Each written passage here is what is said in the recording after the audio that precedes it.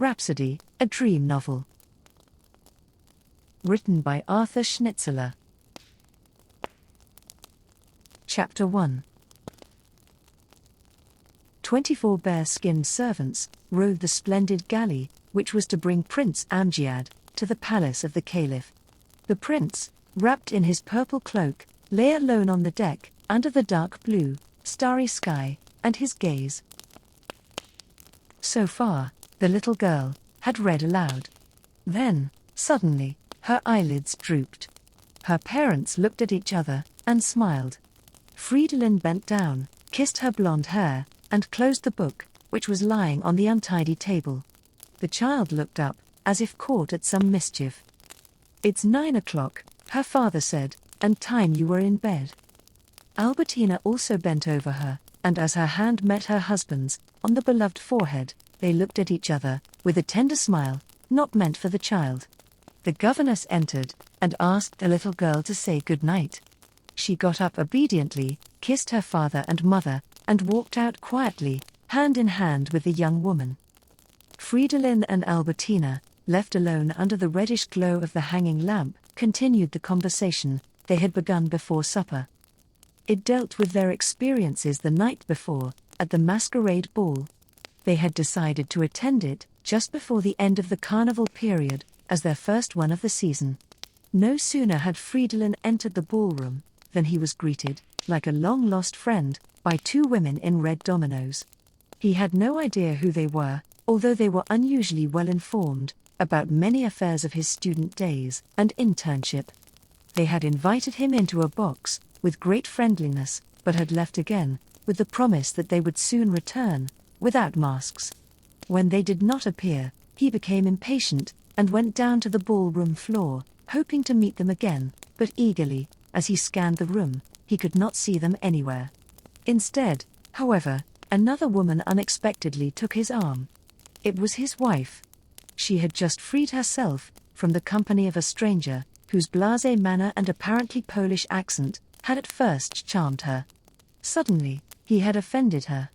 Frightened her, by a rather common and impertinent remark. Fridolin and Albertina were glad to have escaped from a disappointingly commonplace masquerade prank, and soon sat like two lovers, among the other couples, in the buffet, eating oysters and drinking champagne. They chatted gaily, as though they had just made each other's acquaintance, acting a comedy of courting, bashful resistance, seduction and surrender. After driving home quickly, through the snowy winter night, they sank into each other's arms, and were more blissful in their ardent love than they had been for a long time. The grey of morning awakened them only too soon. Fridolin's profession summoned him to his patients at an early hour, while Albertina would not stay in bed longer, because of her duties as housewife and mother. So the ensuing hours passed, soberly and predetermined, in daily routine and work, and the events of the night before, both those at the beginning and at the end, had faded. But now that the day's work was done, the child had gone to bed, and no disturbance was likely. The shadowy forms of the masquerade, the melancholy stranger, and the red dominoes, rose again into reality. And all at once, those insignificant events were imbued, magically and painfully, with the deceptive glow of neglected opportunities. Harmless, but probing questions, and sly, ambiguous answers, were exchanged. Neither failed to notice that the other was not absolutely honest, and so they became slightly vindictive. They exaggerated the degree of attraction that their unknown partners at the hall had exerted upon them, while each made fun of the other's tendencies to jealousy and denied his own. Soon, their light conversation about the trifling matters of the night before changed into a more serious discussion of those hidden, scarcely suspected wishes which can produce dangerous whirlpools, even in the serenest and purest soul.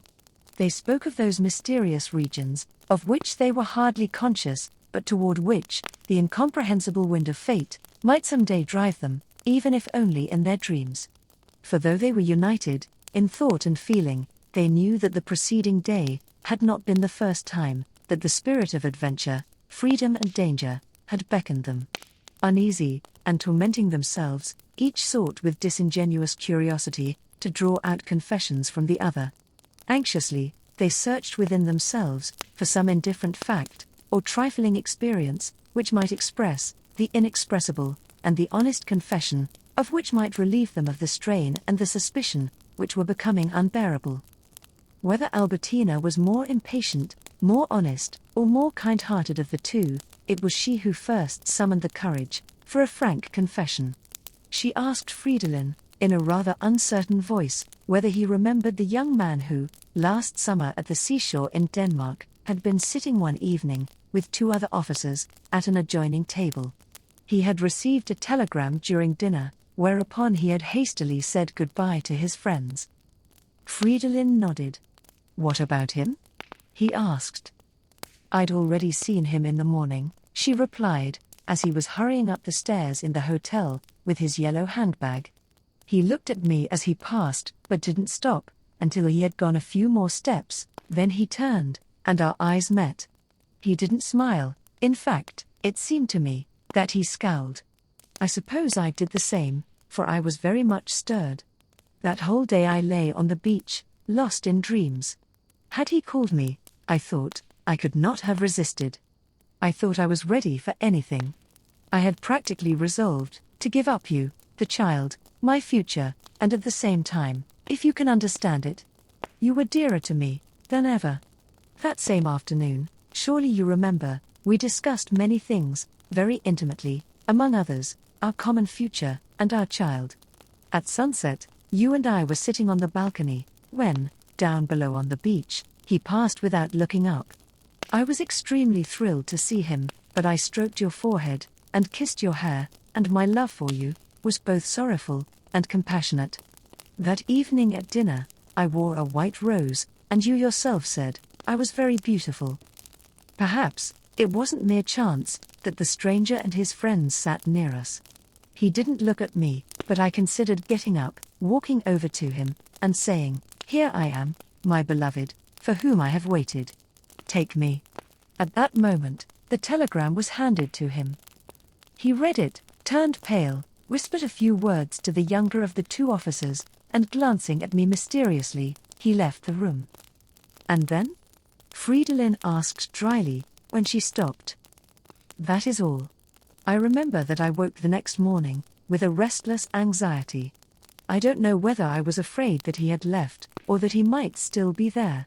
But when he didn't appear at noon, I breathed a sigh of relief. Don't ask any more, Fridolin. I've told you the whole truth. And you, too, had some sort of experience at the seashore. I know it." Fridolin rose, walked up and down the room several times, and then said, "You're right." He was standing at the window, his face in shadow, and in a hoarse and slightly hostile voice, he began, "In the morning, sometimes very early before you got up, I used to stroll along the beach, out beyond the town. Even at that hour, the sun was always shining over the sea, bright and strong. Out there on the beach, as you know, were cottages, each one standing like a world in itself. Some had fenced-in gardens, others were surrounded only by the woods. The bathing huts were separated from the cottages by the road and part of the beach. I hardly ever met people at such an early hour, and bathers were never out. One morning, quite suddenly, I noticed the figure of a woman. She had suddenly appeared on the narrow ledge of a bathing hut, which rested on piles driven into the sand. She was cautiously advancing, placing one foot before the other, her arms extended backward against the wooden boards. Her loose blonde hair hung over her shoulders, and on one side, over her delicate breast. She was looking down into the water, and was slowly moving along the wall, her gaze lowered in the direction of the far corner. All at once, she stopped opposite me, and reached far back with her arms, as though trying to secure a firmer hold. Looking up, she suddenly saw me. A tremor passed through her body, as though she wished to drop into the water, or run. But as she could move only very slowly, on the narrow ledge, she had to stay where she was. She stood there, with a face expressing at first fright, then anger, and finally, embarrassment. All at once, however, she smiled marvelously. Her eyes welcomed me, beckoned to me, and at the same time, slightly mocked me, as she glanced at the strip of water between us. Then she stretched her firm and slender body, glad of her beauty, and proudly and sweetly stirred by my obvious admiration. We stood facing each other for perhaps 10 seconds, with half-open lips and dazzled eyes. Involuntarily, I stretched out my arms to her. Her eyes expressed surrender and joy. Then she shook her head vigorously, took one arm from the wall, and commanded me with a gesture to go away. When I didn't at once obey, her alluring eyes turned on me such a beseeching look that there was nothing for me to do but to go, and I went as quickly as possible. I did not look back once. Not because I felt considerate, obedient or chivalrous, but because in her last glance, I sensed an emotion so intense, so far beyond anything I had ever experienced, that I was not far from fainting. And he stopped.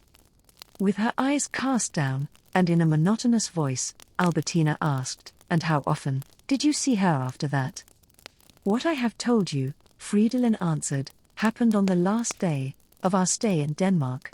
Otherwise, I don't know what might have taken place. You, too, mustn't ask any more, Albertina." He was still standing at the window, motionless, as Albertina arose and walked over to him. There were tears in her eyes and a slight frown on her face. "In the future, let's always tell each other such things at once," she said. He nodded in silence. "Will you promise me?" He took her into his arms. "Don't you know that?" he asked. But his voice was still harsh. She took his hands and looked up at him with misty eyes, in the depths of which he could read her thoughts.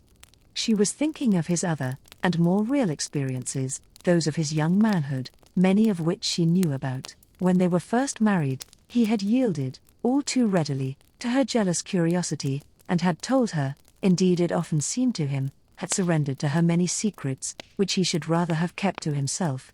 He knew that she was inevitably reminded of these affairs, and he was hardly surprised when she murmured the half-forgotten name of one of his early sweethearts. It sounded to him a little like a reproach, or was it a covert threat? He raised her hands to his lips. "You may believe me, even though it sounds trite, that in every woman I thought I loved, it was always you I was looking for. I know that better than you can understand it, Albertina." A dispirited smile passed over her face. "And suppose, before meeting you, I, too, had gone on a search for a mate?" she asked. The look in her eyes changed, becoming cool and impenetrable, and he allowed her hands to slip from his, as though he had caught her lying, or committing a breach of faith. She, however, continued. "Oh, if you men knew," and again was silent. "If we knew? What do you mean by that?" In a strangely harsh voice, she replied. "About what you imagine, my dear." "Albertina. Then there is something that you've kept from me?" She nodded, and looked down with a strange smile. Incomprehensible, monstrous doubts crossed his mind. "I don't quite understand," he said. "You were barely 17 when we became engaged." "Past 16, yes, Fridolin. But it wasn't my fault that I was a virgin when I became your wife." She looked at him brightly. "Albertina." But she continued. "It was a beautiful summer evening, at Lake Werther, just before our engagement, and a very handsome young man stood before my window that overlooked a large and spacious meadow. As we talked, I thought to myself, just listen to this, what a charming young man that is. He would only have to say the word, it would have to be the right one, certainly, and I would go out with him, into the meadow or the woods. Or, it would be even more beautiful, in a boat on the lake, and I would grant him this night anything he might desire. That is what I thought to myself. But he didn't say a word, that charming young man. He only kissed my hand tenderly, and next morning he asked me if I would be his wife. And I said yes." Fridolin was annoyed, and dropped her hand. "And if," he said, "someone else had stood by your window that night, and the right word had occurred to him, if it had been, for instance, he was considering," but she raised her hand protestingly. "Any other man, no matter who, could have said anything he liked, it would have been useless, and if it hadn't been you, standing by the window, then very likely the summer evening wouldn't have been so beautiful. And she smiled at him. There was a scornful expression about his mouth. Yes, that's what you say now. Perhaps you even believe it at this moment. But there was a knock on the door. The maid entered, and said that the housekeeper from Schrevogelstrasse had come to fetch the doctor, as the Privy Councillor was very low again. Fridolin went out into the hall, and when the woman told him that the councillor had had a very serious heart attack, he promised to come at once. As he was leaving, Albertina asked, "You're going away?" She said it with as much annoyance as if he were deliberately doing her an injustice. Fridolin replied, with astonishment, "I suppose I've got to." She sighed regretfully. "I hope it won't be very serious," said Fridolin. "Up to now, 3 centigrams of morphine have always pulled him through." The maid brought his fur coat, and absent-mindedly kissing Albertina on her forehead and mouth, as if everything during the last hour had been completely forgotten, he hurried away. Chapter 2. When Fridolin reached the street, he unbuttoned his coat. It had suddenly begun to thaw, the snow on the sidewalk was almost gone, and there was a touch of spring in the air. It was less than a quarter of an hour's walk to Schrevogelstrasse, from his home near the General Hospital, and he soon reached the old house. He walked up the dimly lighted, winding staircase to the 2nd floor, and pulled the bell rope. But before the old-fashioned bell was heard, he noticed that the door was ajar, and entering through the unlighted foyer into the living room, he saw at once that he had come too late. The green-shaded kerosene lamp, which was hanging from the low ceiling, cast a dim light on the bedspread, under which a lean body lay motionless. Fridolin knew the old man so well that he seemed to see the face plainly, although it was outside the circle of light, the high forehead, the thin and lined cheeks, the snow-white beard, and also the strikingly ugly ears, with coarse, white hairs. At the foot of the bed sat Marianne, the councillor's daughter, completely exhausted, her arms hanging limply from her shoulders. An odor of old furniture, medicine, petroleum and cooking pervaded the room, and in addition to that, there was a trace of eau de cologne and scented soap. Fridolin also noticed the indefinite, sweetish scent of this pale girl, who was still young, and who had been slowly fading for months and years, under the stress of severe household duties, nursing and night watches. When the doctor entered, she looked up, but because of the dim light, he could not see whether she had blushed, as usual, when he appeared. She started to rise, but he stopped her, with a movement of his hand, and so she merely greeted him with a nod, her eyes large and sad. He stepped to the head of the bed, and mechanically placed his hands on the forehead of the dead man, and on the arms, which were lying on the bedspread, in loose and open shirt sleeves. His shoulders drooped, with a slight expression of regret. He stuck his hands into the pockets of his coat, and his eyes wandered about the room, until they finally rested on Marianne. Her hair was blonde and thick, but dry, her neck well-formed and slender, although a little wrinkled, and rather yellow, and her lips were thin and firmly pressed together.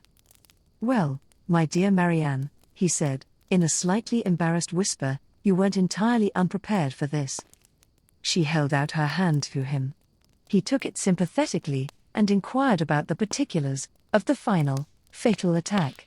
She reported briefly, and to the point, and then spoke of her father's last, comparatively easy days, during which Fridolin had not seen him.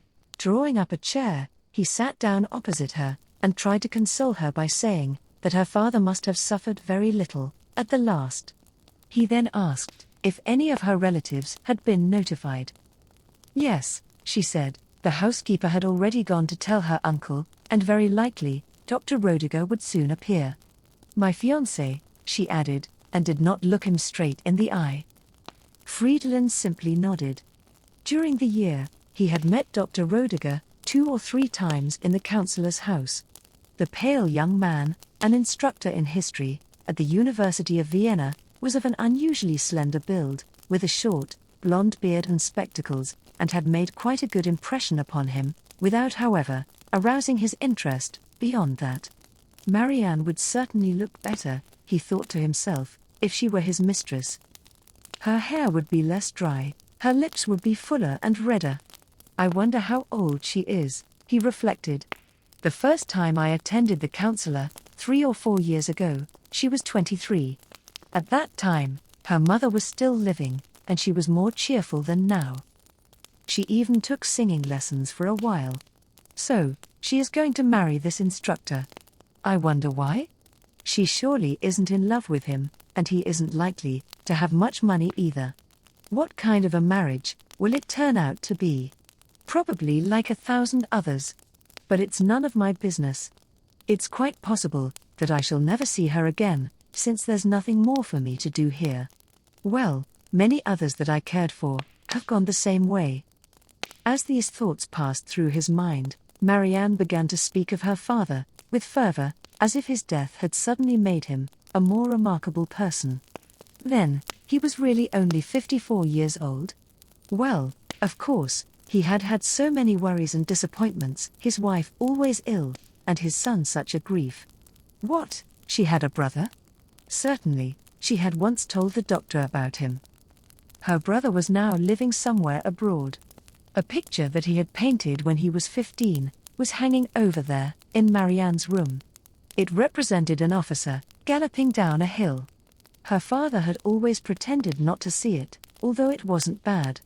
Oh yes, if he'd had a chance, her brother might have made something of himself. How excitedly she speaks, Fridolin thought, and how bright her eyes are. Is it fever? Quite possibly. She's grown much thinner. Probably has tuberculosis. She kept up her stream of talk, but it seemed to him that she didn't quite know what she was saying. It was 12 years since her brother had left home. In fact, she had been a child when he disappeared. They had last heard from him 4 or 5 years ago, at Christmas, from a small city in Italy. Strange to say, she had forgotten the name. She continued like this for a while, almost incoherently. Suddenly she stopped, and sat there silently, her head resting in her hands. Fridolin was tired, and even more bored. He was anxiously waiting for someone to come, her relatives, or her fiancé. The silence in the room was oppressive. It seemed to him that the dead man joined in the silence, deliberately, and with malicious joy. With a side glance at the corpse, he said, "At any rate, Fräulein Marianne, as things are now, it is fortunate that you won't have to stay in this house very much longer." And when she raised her head a little, without, however, looking at Fridolin, he continued, "I suppose your fiancé will soon get a professorship. The chances for promotion are more favorable in the Faculty of Philosophy than with us in medicine." He was thinking that, years ago, he also had aspired to an academic career, but because he wanted a comfortable income, he had finally decided to practice medicine. Suddenly, he felt that compared with this noble Dr. Rodiger, he was the inferior. "We shall move soon," said Marianne listlessly. "He has a post at the University of Göttingen." "Oh," said Fridolin, and was about to congratulate her, but it seemed rather out of place at the moment. He glanced at the closed window, and without asking for permission, but availing himself of his privilege as a doctor, he opened both casements and let some air in. It had become even warmer and more spring-like, and the breeze seemed to bring with it a slight fragrance of the distant awakening woods. When he turned back into the room, he saw Marianne's eyes fixed upon him, with a questioning look. He moved nearer to her, and said, "I hope the fresh air will be good for you. It has become quite warm, and last night," he was about to say, "we drove home from the masquerade in a snowstorm," but he quickly changed the sentence, and continued, "Last night the snow was still lying on the streets, 1.5 feet deep." She hardly heard what he said. Her eyes became moist, large tears streamed down her cheeks, and again she buried her face in her hands. In spite of himself, he placed his hand on her head, caressing it. He could feel her body beginning to tremble, and her sobs, which were at first very quiet, gradually became louder, and finally quite unrestrained. All at once, she slipped down from her chair and lay at Fridolin's feet, clasping his knees with her arms, and pressing her face against them.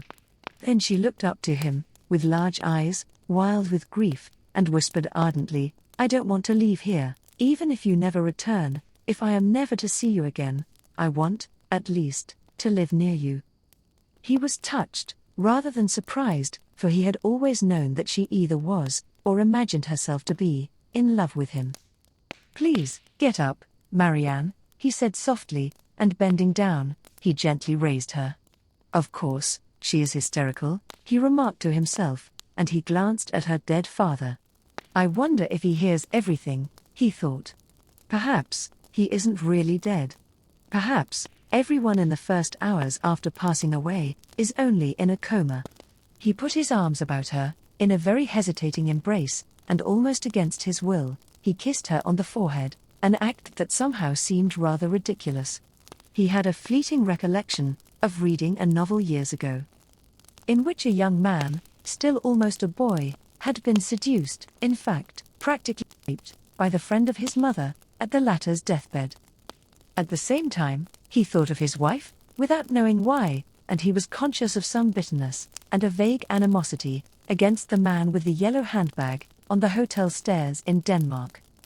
He held Marianne closer, but without the slightest emotion. The sight of her lusterless, dry hair, the indefinite, sweetish scent of her unaired dress, gave him a slight feeling of revulsion. The bell outside rang again, and feeling he was released, he hastily kissed Marianne's hand, as if in gratitude, and went to open the door. Dr. Rodiger stood there, in a dark grey top-coat, an umbrella in his hand, and a serious face, appropriate to the occasion. The two men greeted each other much more cordially than was called for by their actual state of acquaintance.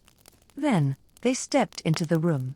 After an embarrassed look at the deceased, Rodiger expressed his sympathy to Marianne, while Fridolin went into the adjoining room to write out the official death certificate. He turned up the gas light over the desk, and his eyes fell upon the picture of the white uniformed officer, galloping downhill, with drawn saber, to meet an invisible enemy. It hung in a narrow frame of dull gold, and rather resembled a modest chromolithograph. With his death certificate filled out, Fridolin returned to the room where the engaged couple sat, hand in hand, by the bed of the dead counsellor. Again the doorbell rang, and Dr. Rodiger rose to answer it.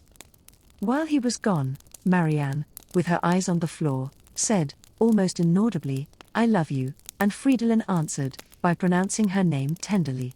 Then Rodiger came back with an elderly couple, Marianne's uncle and aunt, and a few words, appropriate to the occasion, were exchanged, with the usual embarrassment, in the presence of one who has just died. The little room suddenly seemed crowded with mourners. Fridolin felt superfluous, took his leave, and was escorted to the door by Rodiger, who said a few words of gratitude, and expressed the hope of seeing him soon again. Chapter 3. When Fridolin stood on the street, in front of the house, he looked up at the window, which he himself had opened, a little while before. The casements were swaying slightly, in the wind of early spring, and the people who remained behind them up there, the living as well as the dead, all seemed unreal, and phantom-like. He felt as if he had escaped from something, not so much from an adventure, but rather from a melancholy spell, the power of which he was trying to break. He felt strangely disinclined to go home. The snow in the streets had melted, except where little heaps of dirty white had been piled up, on either side of the curb. The gas flame in the street lamps flickered, and a nearby church bell struck 11. Fridolin decided that before going to bed, he would spend a half-hour in a quiet nook of a cafe near his residence. As he walked through Rothaus Park, he noticed here and there, on benches standing in the shadow, that couples were sitting, clasped together, just as if spring had actually arrived, and no danger were lurking in the deceptive, warm air. A tramp in tattered clothes was lying full length on a bench, with his hat over his face. Suppose I wake him, and give him some money for a night's lodging, Fridolin thought. But what good would that do? Then I would have to provide for the next night, too, or there'd be no sense in it, and in the end, I might be suspected of having criminal relations with him. He quickened his steps to escape as rapidly as possible from all responsibility and temptation. And why only this one? He asked himself. There are thousands of such poor devils, in Vienna alone. It's manifestly impossible to help all of them, or to worry about all the poor wretches. He was reminded of the dead man he had just left, and shuddered. In fact, he felt slightly nauseated at the thought that decay and decomposition, according to eternal laws, had already begun their work in the lean body. Under the brown flannel blanket he was glad that he was still alive, and in all probability, these ugly things were still far removed from him. He was, in fact, still in the prime of youth. He had a charming and lovable wife, and could have several women in addition, if he happened to want them, although, to be sure, such affairs required more leisure than was his. He then remembered that he would have to be in his ward at the hospital at 8 in the morning, visit his private patients from 11 to 1, keep office hours from 3 to 5, and that even in the evening, he had several appointments to visit patients. Well, he hoped that it would be some time before he would again be called out so late at night. As he crossed Rothaus Square, which had a dull gleam like a brownish pond, and turned homeward, he heard the muffled sound of marching steps in the distance. Then he saw, still quite far away, a small group of fraternity students, 6 or 8 in number, turning a corner and coming towards him. When the light of a street lamp fell upon them, he thought he recognized them, with their blue caps, as members of the Alemania, for although he had never belonged to a fraternity, he had fought a few saber duels in his time. In thinking of his student days, he was reminded again of the red dominoes, who had lured him into a box at the ball the night before, and then had so shamefully deserted him. The students were quite near now. They were laughing and talking loudly. Perhaps 1 or 2 of them were from the hospital, but it was impossible to see their faces plainly because of the dim light, and he had to stay quite close to the houses so as not to collide with them. Now they had passed. Only the one in the rear, a tall fellow, with open overcoat and a bandage over his left eye, seemed to lag behind, and deliberately bumped into him with his raised elbow. It couldn't have been mere chance. What's got into that fellow? Fridolin thought, and involuntarily he stopped. The other took 2 more steps, and turned. They looked at each other for a moment, with only a short distance separating them. Suddenly Fridolin turned around again, and went on. He heard a short laugh behind him, and he longed to challenge the fellow, but he felt his heart beating strangely, just as it had on a previous occasion, 12 or 14 years before. There had been an unusually loud knock on his door, while he had with him a certain charming young creature, who was never tired of prattling about her jealous fiancé. As a matter of fact, it was only the postman who had knocked in such a threatening manner. And now, he felt his heart beating just as it had at that time. What's the meaning of this? He asked himself, and he noticed that his knees were shaking a little. Am I a coward? Oh, nonsense, he reassured himself. Why should I go and face a drunken student? I, a man of 35, a practicing physician, a married man, and father of a child. Formal challenge. Seconds. A duel. And perhaps because of such a silly encounter, receive a cut in my arm, and be unable to perform my professional duties? Or lose an eye? Or even get blood poisoning? And in a week, perhaps be in the same position as the man in Schrevogelstrasse, under the brown flannel blanket. Coward? He had fought 3 saber duels, and had even been ready to fight a duel with pistols, and it wasn't at his request that the matter had been called off. And what about his profession? There were dangers lurking everywhere and at all times, except that one usually forgets about them. Why, how long ago was it that that child with diphtheria had coughed in his face? Only 3 or 4 days, that's all. After all, that was much more dangerous than a little fencing match with sabers, and he hadn't given it a second thought. Well, if he ever met that fellow again, the affair could still be straightened out. He was by no means bound by the code of honor to take a silly encounter with a student seriously, when on an errand of mercy, to or from a patient. But if, for instance, he should meet the young Dane with whom Albertina, oh, nonsense. What was he thinking of? Well, after all, it was just as bad as if she had been his mistress. Even worse. Yes, just let that fellow cross his path. What a joy it would be to face him, somewhere in a clearing in the woods, and aim a pistol at his forehead, with its smoothly combed blonde hair. He suddenly discovered that he had passed his destination. He was in a narrow street, in which only a few doubtful-looking women were strolling about, in a pitiful attempt to bag their game. It's phantom-like, he thought. And in retrospect the students, too, with their blue caps, suddenly seemed unreal. The same was true of Marican, her fiancé, her uncle and aunt, all of whom he pictured standing hand in hand, around the deathbed of the old counsellor. Albertina, too, whom he could see in his mind's eye soundly sleeping, her arms folded under her head, even his child lying in the narrow white brass bed, rolled up in a heap, and the red-cheeked governess, with the mole on her left temple, all of them seemed to belong to another world. Although this idea made him shudder a bit, it also reassured him, for it seemed to free him from all responsibility and to loosen all the bonds of human relationship. One of the girls wandering about stopped him. She was still a young and pretty little thing, very pale with red-painted lips. She also might lead to a fatal end, only not as quickly, he thought. Is this cowardice too? I suppose really it is. He heard her steps, and then her voice behind him. Won't you come with me, Doctor? He turned around involuntarily. How do you know who I am? He asked. Why, I don't know you, she said, but here in this part of town, they're all doctors, aren't they?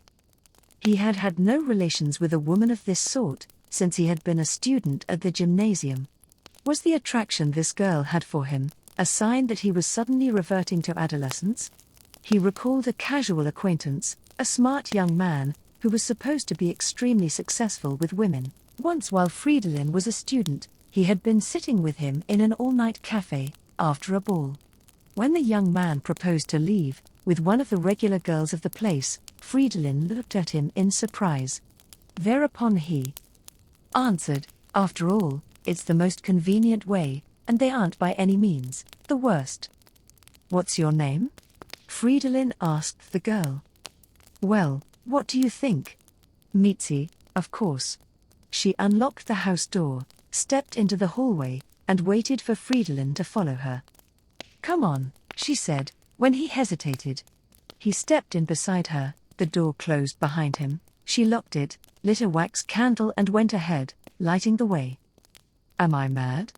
He asked himself. Of course, I shall have nothing to do with her. An oil lamp was burning in her room, and she turned it up. It was a fairly pleasant place, and neatly kept. At any rate, it smelled fresher than Marianne's home, for instance.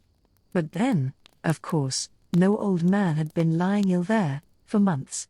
The girl smiled, and without forwardness, approached Fridolin, who gently kept her at a distance. She pointed to a rocking chair, into which he was glad to drop. You must be very tired, she remarked. He nodded. Undressing without haste, she continued, well, no wonder, with all the things a man like you has to do, in the course of a day. We have an easier time of it. He noticed that her lips were not painted, as he had thought, but were a natural red, and he complimented her on that. Who in the world would suspect that I'm here in this room, at this moment? Fridolin thought.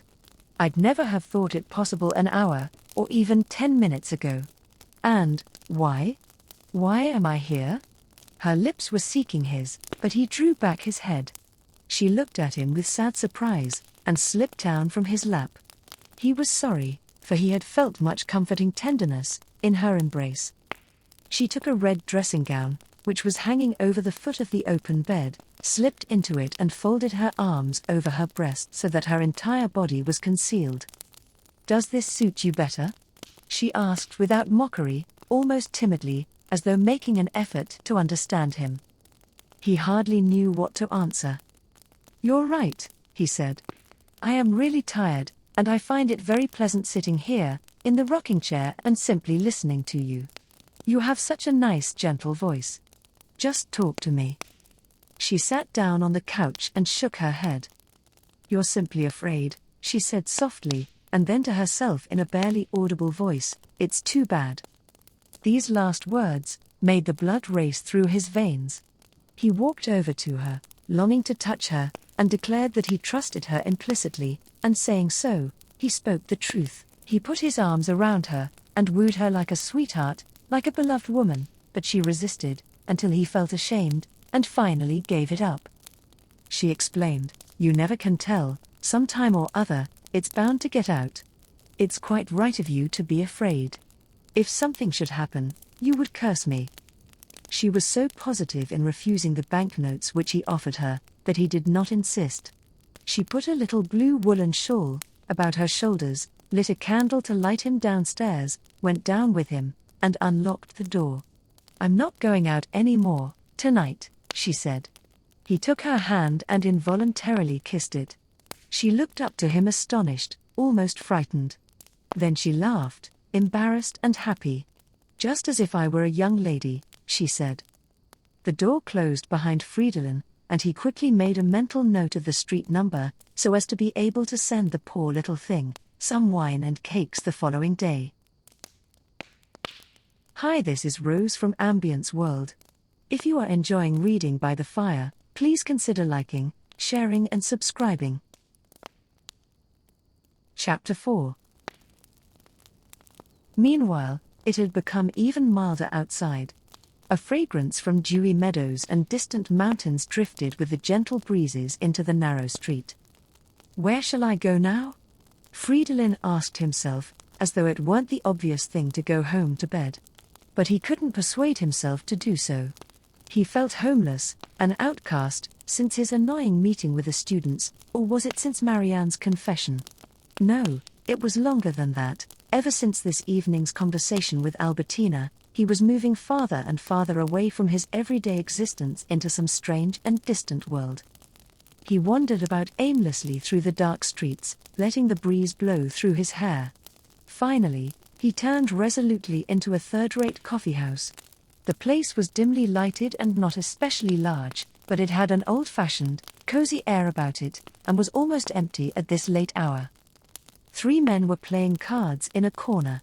The waiter who had been watching them helped Fridolin take off his fur coat, took his order and placed illustrated journals and evening papers on his table. Fridolin felt slightly more secure and began to look through the papers. His eyes were arrested here and there by some news item. In some Bohemian city, street signs with German names had been torn down. There was a conference in Constantinople, in which Lord Cranford took part about constructing a railway in Asia Minor. The firm Bernays and Weingruber had gone into bankruptcy. The prostitute Anna Tiger, in a fit of jealousy, had attempted to throw vitriol on her friend, Hermine Drobisky. An Ash Wednesday fish dinner was being given that evening in Sophia Hall. Marie B., a young girl residing at number 28 Schönbrunstrasse, had poisoned herself with mercuric chloride. Prosaically commonplace as they were, all these facts, the insignificant as well as the sad, had a sobering and reassuring effect on Fridolin. He felt sorry for the young girl, Marie B. How stupid to take mercuric chloride. At this very moment, while he was sitting snugly in the cafe, while Albertina was calmly sleeping, and the councillor had passed beyond all human suffering, Marie B., number 28 SCH Sachsenbrunstrasse, was writhing in incredible pain. He looked up from his paper and encountered the gaze of a man seated opposite. Was it possible? Nachtigall? The latter had already recognized him, threw up his hands in pleased surprise and joined him at his table. He was still a young man, tall, rather broad, and none too thin. His long, blonde, slightly curly hair had a touch of grey in it, and his moustache drooped in Polish fashion. He was wearing an open grey top-coat, underneath which were visible a greasy dress suit, a crumpled shirt with 3 false diamond studs, a crinkled collar and a dangling, white silk tie. His eyelids were inflamed, as if from many sleepless nights, but his blue eyes gleamed brightly. "You here in Vienna, Nachtigall?" exclaimed Fridolin. "Didn't you know?" said Nachtigall with a soft, Polish accent and a slightly Jewish twang. "How could you miss it, and me so famous?" He laughed loudly and good-naturedly, and sat down opposite Fridolin. "What?" asked Fridolin. "Have you been appointed professor of surgery without my hearing of one ton?" Nachtigall laughed still louder. Didn't you hear me just now, just a minute ago? What do you mean hear you? Why, of course. Suddenly it occurred to him that someone had been playing the piano when he entered. In fact, he had heard music coming from some basement as he approached the cafe. So that was you playing? He exclaimed. It was, Nachtigall said, laughing. Fridolin nodded. Why, of course, the strangely vigorous touch, the peculiar, but euphonious bass chords had at once seemed familiar to him. Are you devoting yourself entirely to it? He asked. He remembered that Nachtigall had definitely given up the study of medicine after his second preliminary examination in zoology, which he had passed, although he was 7 years late in taking it. Since then, he had been hanging around the hospital, the dissecting room, the laboratories and classrooms for some time afterwards. With his blonde artist's head, his crinkled collar, his dangling tie that had once been white, he had been a striking and, in the humorous sense, popular figure. He had been much liked, not only by his fellow students, but also by many professors. The son of a Jewish gin shop owner in a small Polish town, he had left home early, and had come to Vienna to study medicine. The trifling sums he received from his parents had from the very beginning been scarcely worth mention and were soon discontinued. However, this didn't prevent his appearing one in the Riedhof Hotel at the table reserved for medical students where Fridolin was a regular guest. At intervals, one after another of his more well-to-do fellow students would pay his bill. He sometimes, also, was given clothes, which he accepted gladly and without false pride. He had already learned to play in his hometown from a pianist stranded there, and while he was a medical student in Vienna, he had studied at the conservatory where he was considered a talented musician of great promise. But here, too, he was neither serious nor diligent enough to develop his art systematically. He soon became entirely content with the impression he made on his acquaintances, or rather with the pleasure he gave them by his playing. For a while he had a position as pianist in a suburban dancing school.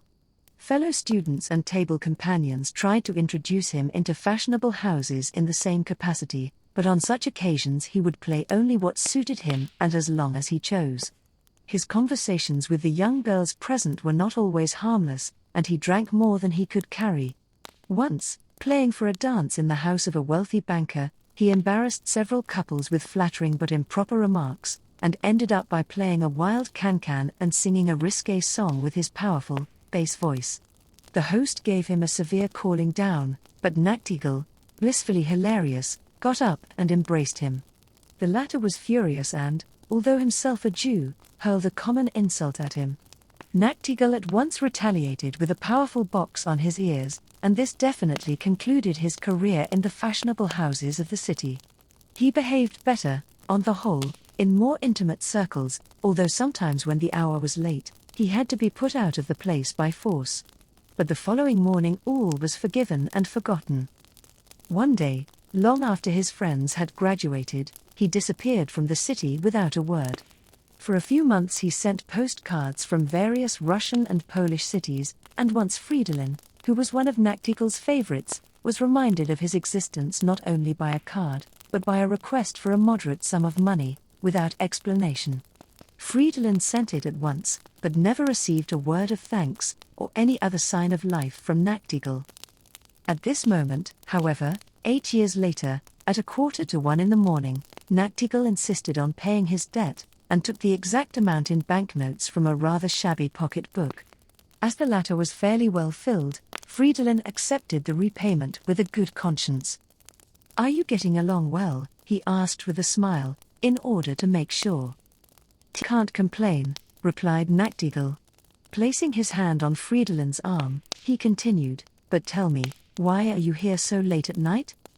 Fridolin explained that he had needed a cup of coffee after visiting a patient, although he didn't say, without quite knowing why, that he hadn't found his patient alive. Then he talked in very general terms of his duties at the hospital and his private practice, and mentioned that he was happily married, and the father of a 6-year-old girl. Nachtigall in his turn, explained that he had spent the time as a pianist in every possible sort of Polish, Romanian, Serbian and Bulgarian city and town, just as Fridolin had surmised. He had a wife and 4 children living in Lemberg, and he laughed heartily, as though it were unusually jolly to have 4 children, all of them living in Lemberg, and all by one and the same woman. He had been back in Vienna since the preceding fall. The vaudeville company he had been with had suddenly gone to pieces. He was now playing anywhere and everywhere, anything that happened to come along, sometimes in 2 or 3 different houses the same night. For example, down there in that basement, not at all a fashionable place, as he remarked, really a sort of bowling alley, and with very doubtful patrons. But if you have to provide for 4 children and a wife in Lemberg, he laughed again, though not quite as gaily as before, and added, but sometimes I am privately engaged. Noticing a reminiscent smile on Friedelin's face, he continued, not just in the houses of bankers and such, but in all kinds of circles, even larger ones, both public and secret. Secret? Fridolin asked. Nachtigall looked straight before him with a gloomy and crafty air, and said, they will be calling for me again in a minute. What, are you playing somewhere else tonight? Yes, they only begin there at 2. It must be an unusually smart place? Yes and no, said Nachtigall, laughing, but he became serious again at once. Yes and no? Queried Fridolin, curiously. Nachtigall bent across the table. I am playing tonight in a private house, but I don't know whose it is. Then you're playing there for the first time? Fridolin asked with increasing interest. No, it's the 3rd time, but it will probably be a different house again. I don't understand. Neither do I, said Nachtigall, laughing, but you'd better not ask any more. Oh, I see, remarked Fridolin. No, you're wrong. It's not what you think. I've seen a great deal in my time. It's unbelievable what one sees in such small towns, especially in Romania, but here. He drew back the yellow curtain from the window, looked out on the street and said as if to himself, not here yet. Then he turned to Fridolin and explained, I mean the carriage. There's always a carriage to call for me, a different one each time. You're making me very curious, Nachtigall, Fridolin assured him. Listen to me, said Nachtigall after a slight pause. I'd like to be able to arrange it, but how can I do it? Suddenly he burst out. Have you got plenty of nerve? That's a strange question, said Fridolin in the tone of an offended fraternity student. I don't mean that. Well, what do you mean? Why does one need so much courage for this affair? What can possibly happen? He gave a short and contemptuous laugh. Nothing can happen to me. At best this would be the last time, but perhaps that may be the case anyhow. He stopped and looked out again through the crevice in the curtain. Well, then where's the difficulty? What did you say? Asked Nachtigall, as if coming out of a dream. Tell me the rest of the story, now that you've started. A secret party? Closed affair? Nothing but invited guests? I don't know. The last time there were 30 people, and the first time only 16. A ball. Of course, a ball. He seemed to be sorry he had spoken of the matter at all. And you're furnishing the music for the occasion? What do you mean, for the occasion? I don't know for what occasion. I simply play, with bandaged eyes. Nachtigall, what do you mean? Nachtigall sighed a little and continued, unfortunately my eyes are not completely bandaged, so that I can occasionally see something. I can see through the black silk handkerchief over my eyes in the mirror opposite. And he stopped.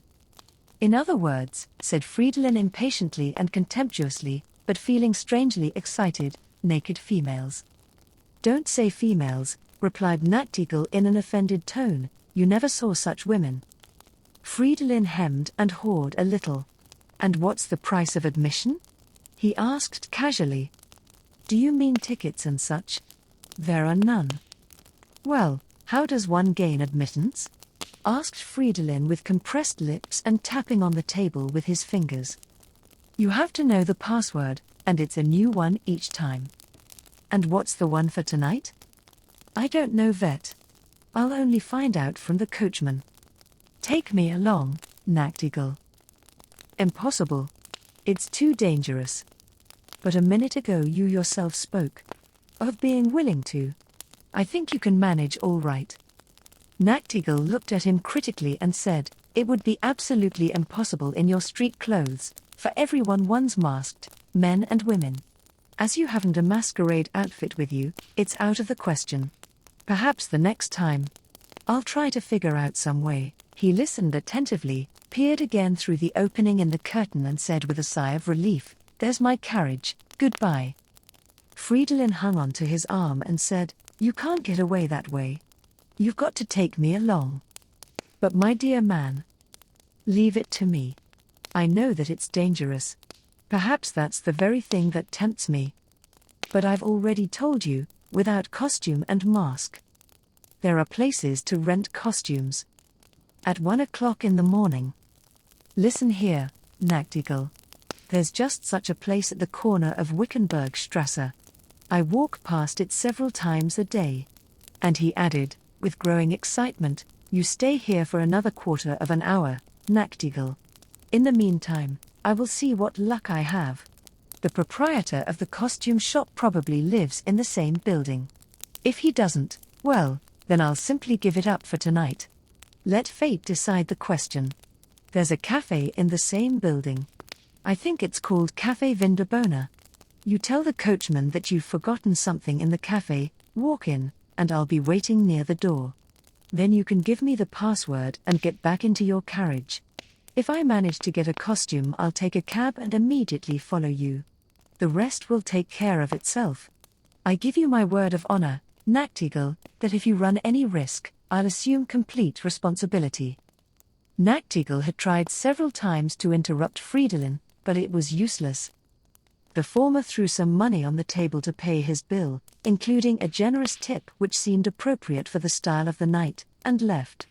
A closed carriage was standing outside. A coachman dressed entirely in black with a tall silk hat sat on the box, motionless. "It looks like a morning coach," Fridolin thought. He ran down the street and reached the corner house he was looking for a few minutes later. He rang the bell, inquired from the caretaker whether the costumer Jibusser lived in the house, and hoped in the bottom of his heart that he would receive a negative answer. But Jibusser actually lived there, on the floor below that of the costume shop. The caretaker did not seem especially surprised at having such a late caller. Made affable by Fridolin's liberal tip, he stated that it was not unusual during the carnival for people to come at such a late hour to hire costumes. He lighted the way from below with a candle until Fridolin had rung the bell on the second floor. Herr Jibusser himself opened the door for him, as if he had been waiting there. He was a bald-headed, haggard man and wore an old-fashioned, flowered dressing gown and a tasseled, Turkish cap which made him look like a foolish old man on the stage. Fridolin asked for a costume and said that the price did not matter, whereupon Herr Jibusser remarked, almost disdainfully, "I ask a fair price, no more." He led the way up a winding staircase into the store. There was an odor of silk, velvet, perfume, dust and withered flowers, and a glitter of silver and red out of the indistinct darkness. A number of little electric bulbs suddenly shone between the open cabinets of a long, narrow passage, the end of which was enveloped in darkness. There were all kinds of costumes hanging to the right and to the left. On one side knights, squires, peasants, hunters, scholars, orients and clowns, on the other, ladies at court, baronesses, peasant women, ladies' maids, queens of the night. The corresponding head-dresses were on a shelf above the costumes. Fridolin felt as though he were walking through a gallery of hanged people who were on the point of asking each other to dance. Herr Jibusser followed him. Finally he asked, "Is there anything special you want? Louis XIV, Directoire, or Old German? I need a dark cassock and a black mask, that's all." At this moment the clink of glasses rang out from the end of the passage. Fridolin was startled and looked at the costumer, as though he felt an explanation were due. Jibusser, however, merely groped for a switch which was concealed somewhere. A blinding light was diffused over the entire passage down to the end where a little table, covered with plates, glasses and bottles, could be seen. Two men, dressed in the red robes of Vemic judges, sprang up from two chairs beside the table, and a graceful girl disappeared at the same moment. Jibasa rushed forward with long strides, reached across the table and grabbed a white wig in his hand.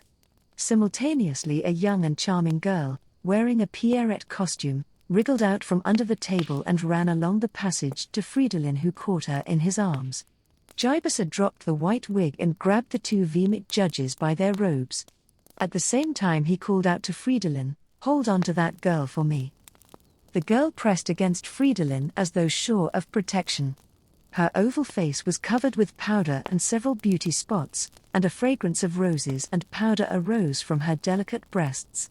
There was a smile of impish desire in her eyes. "Gentlemen," cried Jibasa, "you will stay here while I call the police." "What's got into you?" they exclaimed, and continued as if with one voice, "We were invited by the young lady." Jibasa released his hold and Fridolin heard him saying, "You will have to explain this. Couldn't you see that the girl was deranged?" Then turning to Fridolin, he said, "Sorry to keep you waiting." "Oh, it doesn't matter," said Fridolin. He would have liked to stay, or, better still, to take the girl with him, no matter where, and whatever the consequences. She looked up at him with alluring and childlike eyes, as if spellbound. The men at the end of the passage were arguing excitedly. Jibasa turned to Fridolin and asked in a matter-of-fact way, "You wanted a cassock, a pilgrim's hat and a mask?" "No," said Pierrette with gleaming eyes, "you must give this gentleman a cloak lined with ermine and a doublet of red silk." "Don't you budge from my side," answered Jibasa. Then he pointed to a dark frock hanging between a medieval soldier and a Venetian senator, and said, "That's about your size, and here's the hat. Take it quick." The two strange men protested again, "You'll have to let us out at once, Herr Chibazia." Fridolin noticed with surprise the French pronunciation of the name Jibasa. "That's out of the question," replied the costumer scornfully. "You'll kindly wait here until I return." Meanwhile Fridolin slipped into the cassock and tied the white cords. Jibasa, who was standing on a narrow ladder, handed him the black, broad-rimmed pilgrim's hat, and he put it on. But he did all this unwillingly, being more and more convinced that danger was threatening Pierrette and that it was his duty to remain and help her. The mask which Jibasa gave him and which he at once tried on, smelt strange and rather disagreeable. "You walk down ahead of me," Jibasa commanded the girl, pointing to the stairs. Pierrette turned and waved a gay, yet wistful farewell. Fridolin's eyes followed the direction of her gaze. The two men were no longer in costume but wore evening clothes and white ties, though their faces were still covered by their red masks. Pierrette went down the winding staircase with a light step, Jibasa behind her and Fridolin following in the rear. In the anteroom below, Jibasa opened a door leading to the inner rooms and said to Pierrette, "Go to bed at once, you depraved creature. I'll talk to you as soon as I've settled with those two upstairs." She stood in the doorway, white and delicate, and with a glance at Fridolin, sadly shook her head. He noticed with surprise, in a large wall mirror to the right, a haggard pilgrim who seemed to be himself. At the same time he knew very well that it could be no other. The girl disappeared and the old costumer locked the door behind her. Then he opened the entrance door and hurried Fridolin out into the hallway. "Well," said Fridolin, "how much do I owe you?" "Never mind, sir, you can pay when you return the things. I'll trust you." Fridolin, however, refused to move. "Swear that you won't hurt that poor girl," he said. "What business was it of yours? I heard you, a minute ago, say that the girl was insane, and just now you called her a depraved creature. That sounds pretty contradictory." "Well," replied Jibasa theatrically, "aren't insanity and depravity the same in the eyes of God?" Fridolin shuddered with disgust. "Whatever it is," he remarked, "there are ways and means of attending to it. I am a doctor. We'll have another talk about this tomorrow." Jibasa laughed mockingly without uttering a sound. A light flared up in the hallway, and the door between them was closed and immediately bolted. Fridolin took off the hat, cassock and mask while going downstairs, carrying the bundle under his arm. The caretaker opened the outer door and Fridolin saw the mourning coach standing opposite with the motionless driver on the box. Nachtigall was just on the point of leaving the cafe, and seemed somewhat taken aback at seeing Fridolin at hand so promptly. "Then you did manage to get a costume? You can see for yourself. What's the password? You insist on knowing it?" "Absolutely." "Well then, it's Denmark." "Are you mad, Nachtigall?" "Why mad?" "Oh, never mind, I was at the seashore in Denmark this summer. Get back into your carriage, but not too fast, so that I'll have time to take a cab over on the other side." Nachtigall nodded and leisurely lighted a cigarette.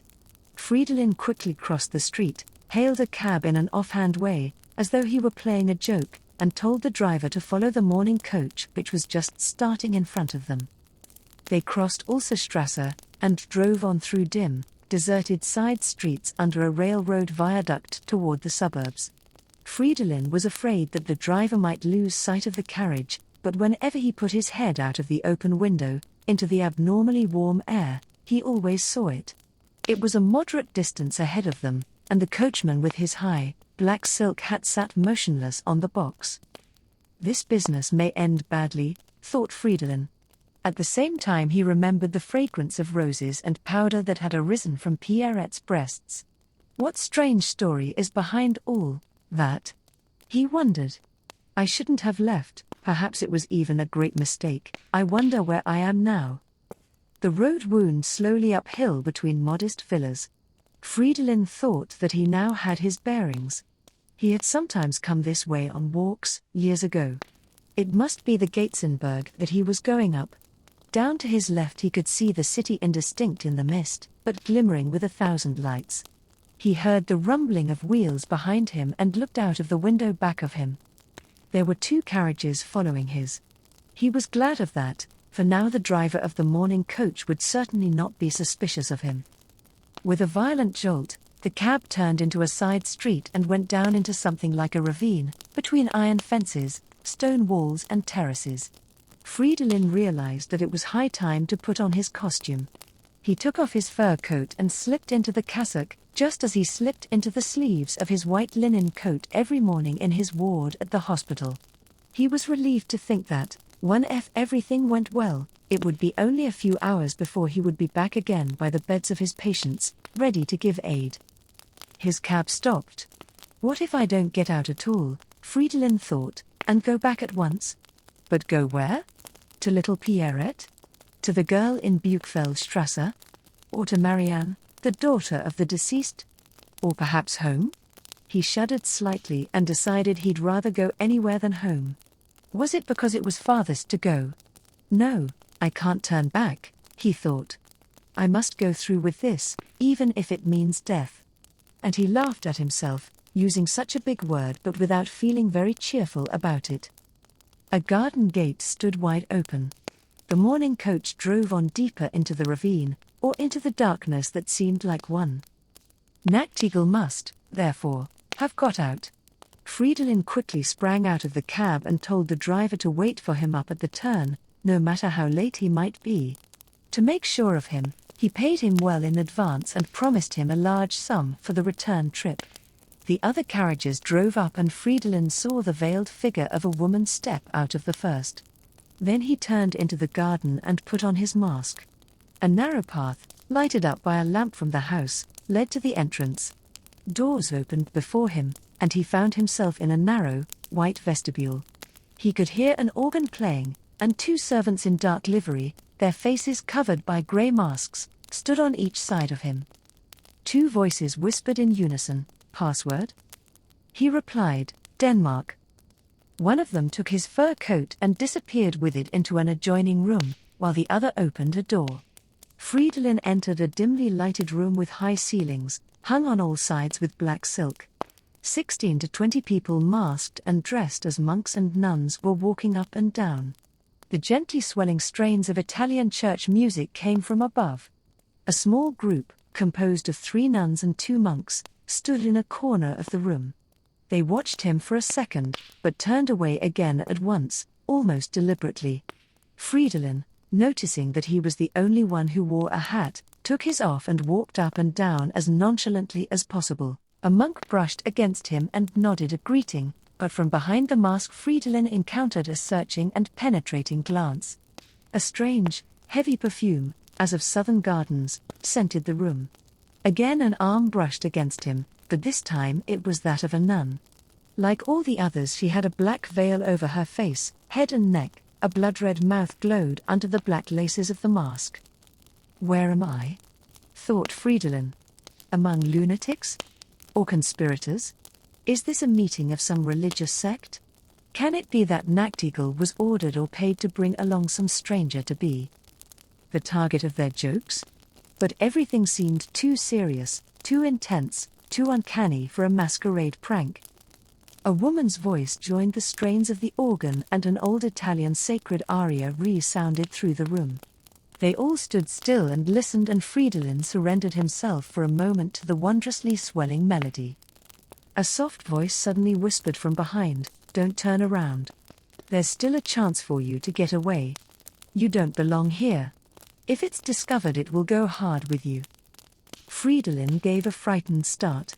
For a second he thought of leaving, but his curiosity, the allurement and, above all, his pride, were stronger than any of his misgivings.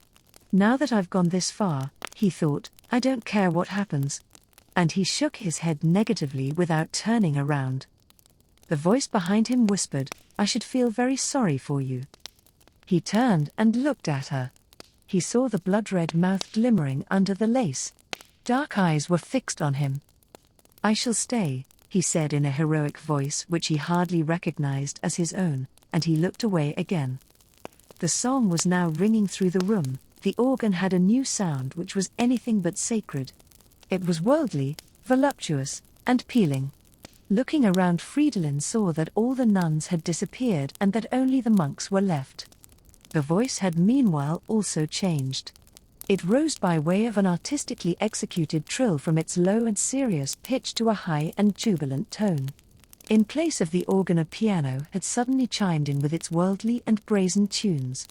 Fridolin at once recognized Nachtigall's wild and inflammatory touch. The woman's voice, which had been so reverent a moment before, had vanished with a last wild, voluptuous outburst through the ceiling, as it were, into infinity. Doors opened to the right and left. On one side Fridolin recognized the indistinct outlines of Nachtigall's figure. The room opposite was radiant with a blaze of light. All the women were standing there motionless. They wore dark veils over their heads, faces and necks, and black masks over their eyes, but otherwise they were completely naked. Fridolin's eyes wandered eagerly from voluptuous to slender bodies, from delicate figures to those luxuriously developed.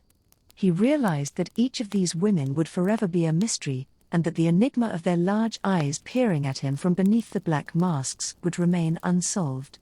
The delight of beholding was changed to an almost unbearable agony of desire. And the others seemed to experience a similar sensation. The first gasps of rapture had changed to sighs that held a note very near anguish. A cry broke out somewhere. Suddenly all of them, as though pursued, rushed from the darkened room to the women, who received them with wild and wicked laughter. The men were no longer in cassocks, but dressed as cavaliers, in white, yellow, blue and red. Fridolin was the only one in monk's dress. Somewhat nervously he slunk into the farthest corner, where he was near Nachtigall, whose back was turned to him. Nachtigall had a bandage over his eyes, but Fridolin thought he could see him peering underneath the bandage into the tall mirror opposite. In it the cavaliers with their gay-colored costumes were reflected, dancing with their naked partners. A woman came up suddenly behind Fridolin and whispered, for no one spoke aloud, as if the voices, too, were to remain a secret. "What is the matter? Why don't you dance?" Fridolin, seeing two noblemen watch fixedly from another corner, suspected that this woman with a boyish and slender figure was sent to put him to the test. In spite of it he meant to dance with her, but at that moment another woman left her partner and walked quickly up to him. He knew at once that it was the same one who had already warned him. She pretended that she had just seen him and whispered, in a voice loud enough to be heard in the other corner, "Returned at last." Laughingly, she continued, "All your efforts are useless. I know you. Then turning to the woman with the boyish figure, she said, let me have him for just 2 minutes, then he shall be yours again until morning, if you wish. In a softer voice she added, it is really he. The other replied in astonishment, really? And with a light step went to join the cavaliers in the corner. Alone with Fridolin, the woman cautioned him, don't ask questions, and don't be surprised at anything. I tried to lead them astray, but you can't continue to deceive them for long. Go, before it is too late, and it may be too late at almost any moment, and be careful that no one follows you. No one must know who you are. There would be no more peace and quiet for you. Go. Will I see you again? It is impossible. Then I shall stay. My life, at most, is at stake, he said, and I'm ready at this moment to give it for you. He took her hands and tried to draw her to him. She whispered again, almost despairingly, go. He laughed, and he heard himself laughing as in a dream. But I know what I'm doing. You are not all here just to make us mad by looking at you. You are doing this to unnerve me still more. It will soon be too late. You must go. But he wouldn't listen to her. Do you mean to say that there are no rooms here for the convenience of congenial couples?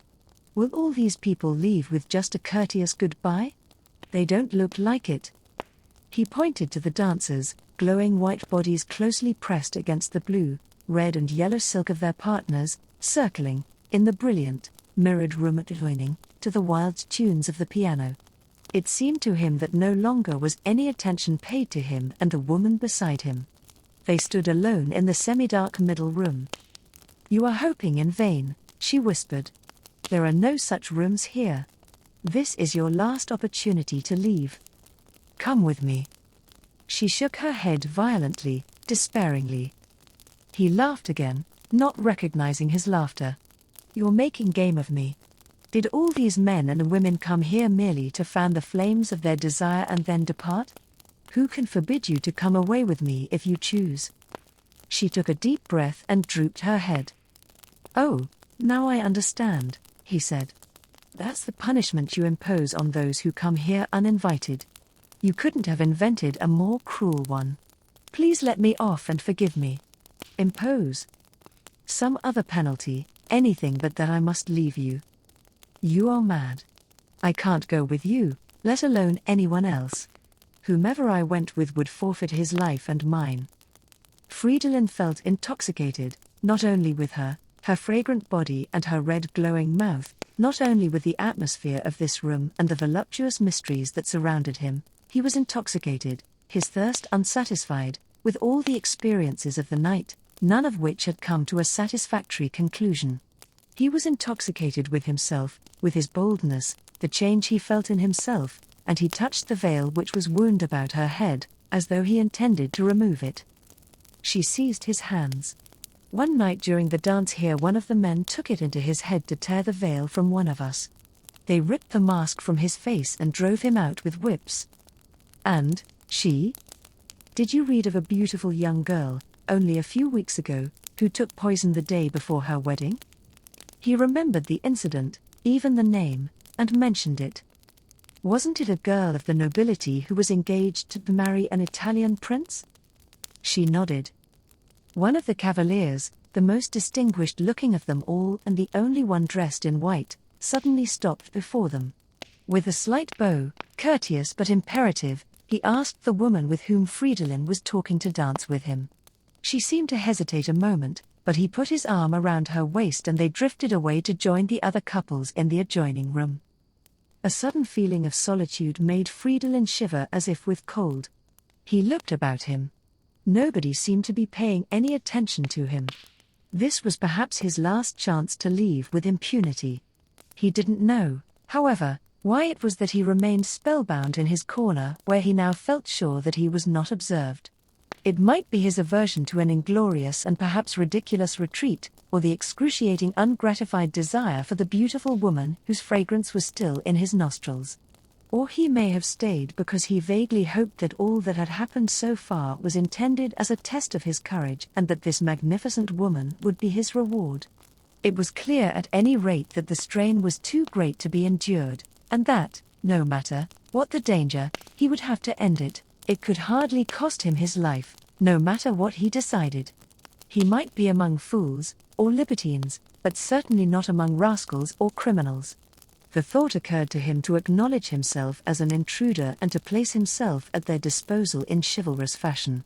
This night could only conclude in such a manner, with a harmonious finale, as it were, if it were to mean more than a wild, shadow-like succession of gloomy and lascivious adventures, all without an end.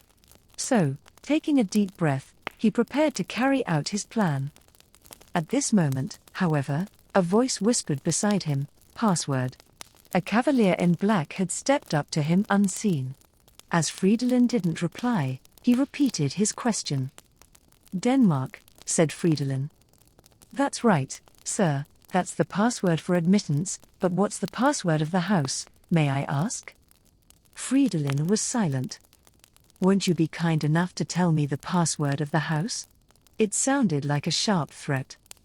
Fridolin shrugged his shoulders. The other walked to the middle of the room and raised his hand. The piano ceased playing and the dance stopped. Two other cavaliers, one in yellow, the other in red, stepped up. "The password, sir," they said simultaneously. "I have forgotten it," replied Fridolin with a vacant smile, but feeling quite calm. "That's unfortunate," said the gentleman in yellow, "for here it doesn't matter whether you have forgotten it, or if you never knew it." The other men flocked in and the doors on both sides were closed. Fridolin stood alone in the garb of a monk in the midst of the gay-colored cavaliers.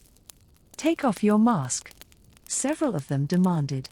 Fridolin held out his arm to protect himself. It seemed 1,000 times worse to be the only one unmasked amongst so many that were, than to stand suddenly naked amongst people who were dressed.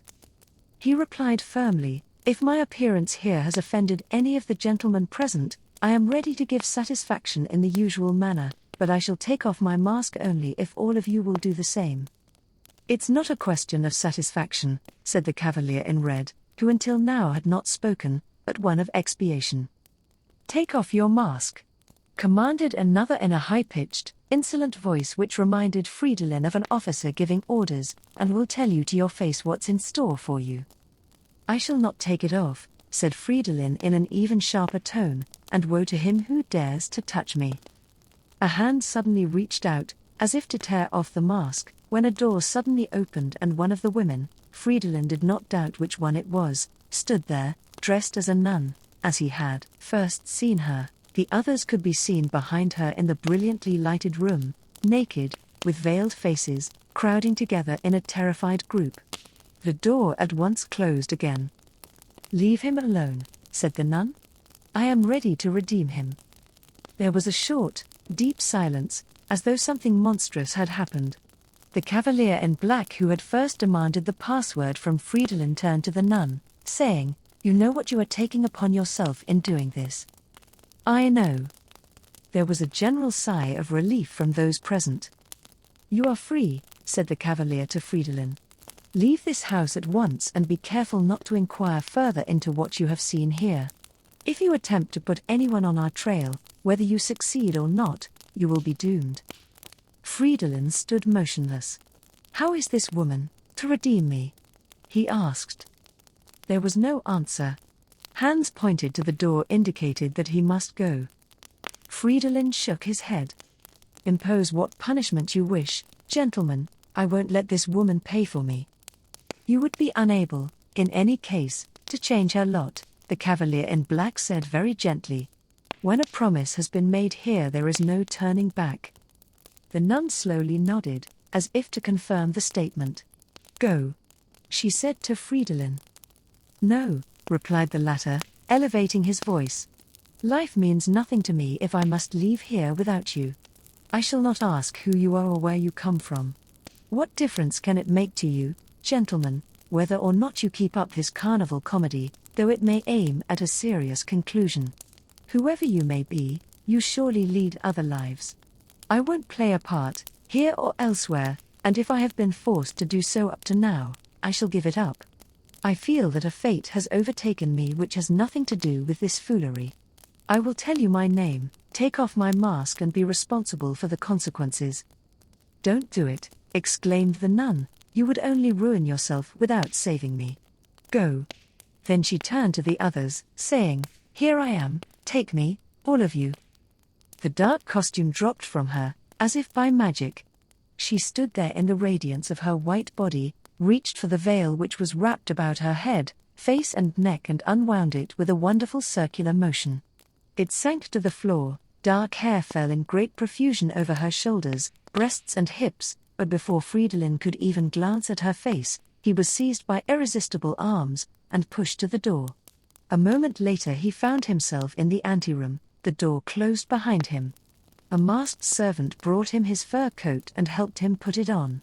The main door opened automatically, and as if driven by some invisible force, he hurried out. As he stood on the street, the light behind disappeared.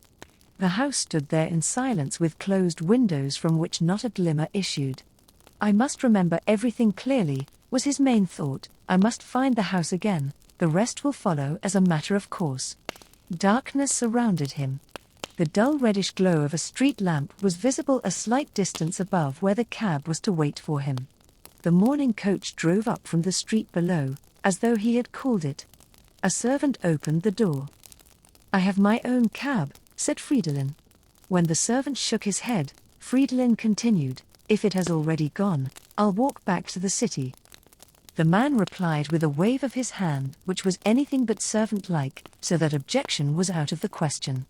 The ridiculously high silk hat of the coachman towered up into the night. The wind was blowing a gale, violet clouds raced across the sky. Fridolin felt that, after his previous experience, there was nothing for him to do but to get into the carriage. It started the moment he was inside. He resolved, as soon as possible, to clear up the mystery of his adventure, no matter how dangerous it might be. His life, it seemed, would not have the slightest meaning any more, if he did not succeed in finding the incomprehensible woman who at this very moment was paying for his safety. It was only too easy to guess the price. But why should she sacrifice herself for him? To sacrifice? Was she the kind of woman to whom the things that were facing her, that she was now submitting to, could mean a sacrifice? If she attended these affairs, and since she seemed to understand the rules so well, it could not be her first time, what difference could it make to her if she belonged to one of the cavaliers, or to all? Indeed, could she possibly be anything but a woman of easy virtue? Were any of them anything else? That's what they were, without a doubt, even if all of them led another, more normal life, so to speak, besides this one of promiscuity. Perhaps everything he had just gone through had been only an outrageous joke. A joke planned, prepared and even rehearsed for such an occasion when some bold outsider should be caught intruding. And yet, as he thought of the woman who had warned him from the very beginning, who was now ready to pay for him, he remembered something in her voice, her bearing, in the royal nobility of her nude body which could not possibly have been false. Or was it possible that only his sudden appearance had caused her to change? After everything that had happened, such a supposition did not seem impossible. There was no conceit in this idea. There may be hours or nights, he thought, in which some strange, irresistible charm emanates from men who under normal circumstances have no special power over the other sex. The carriage continued uphill. If all were well, he should have turned into the main street long ago. What were they going to do with him? Where was the carriage taking him? Was the comedy to be continued elsewhere? And what would the continuation be? A solution of the mystery and a happy reunion at some other place. Would he be rewarded for passing the test so creditably and made a member of the secret society? Was he to have unchallenged possession of the lovely nun? The windows of the carriage were closed and Fridolin tried to look out, but they were opaque. He attempted to open them, first on one side, then on the other, but it was impossible. The glass partition between him and the coachman's box was just as thick and just as firmly closed. He knocked on the glass, he called, he shouted, but the carriage went on. He tried to open both the doors, but they wouldn't budge. His renewed calling was drowned by the rattling of the wheels and the roaring of the wind. The carriage began to jolt, going downhill, faster and faster. Fridolin, uneasy and alarmed, was on the point of smashing one of the blind windows, when the carriage suddenly stopped. Both doors opened together, as if by some mechanism, and as though Fridolin had been ironically given the choice between one side or the other. He jumped out, the doors closed with a bang, and without the coachman paying the slightest attention to him, the carriage drove away across the open field into the darkness of the night.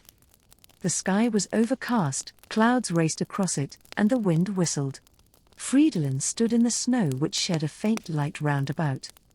He was alone, his open fur coat over his monk's costume, the pilgrim's hat on his head, and an uncanny feeling overcame him. The main street was a slight distance away, where a row of dimly flickering street lamps indicated the direction of the city. However, he ran straight down across the sloping, snow-covered field, which shortened the way, so as to get among people as quickly as possible. His feet soaked, he came into a narrow, almost unlighted street, and at first walked along between high board fences which groaned in the wind. Turning the next corner, he reached a somewhat wider street, where scattered little houses alternated with empty building lots. Somewhere a tower dock struck 3. Someone was coming towards him. The person wore a short jacket, he had his hands in his trouser pockets, his head was down between his shoulders, and his hat was pulled over his forehead. Fridolin got ready for an attack, but the tramp unexpectedly turned and ran. What does that mean? He asked himself. Then he decided that he must present a very uncanny appearance, took off the pilgrim's hat and buttoned his coat, underneath which the monk's gown was flapping around his ankles. Again he turned a corner into a suburban main street. A man in peasant's dress walked past and spoke to him, thinking him a priest. The light of a street lamp fell upon a sign on a corner house.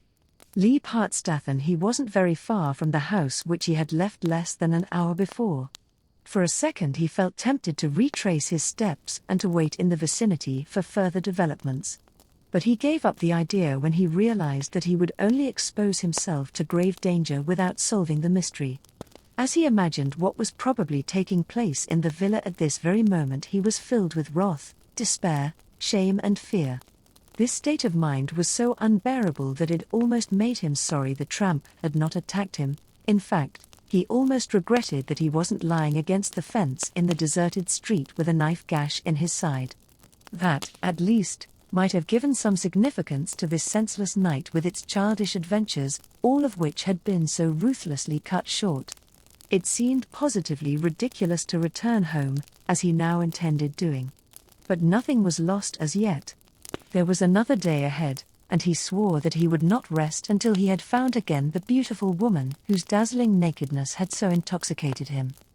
It was only now that he thought of Albertina, but with a feeling that she, too, would first have to be won. He could not, must not, be reunited with her until he had deceived her with all the other women of the night. With the naked woman, with Pierrette, with Marianne, with Mitzi in the narrow street.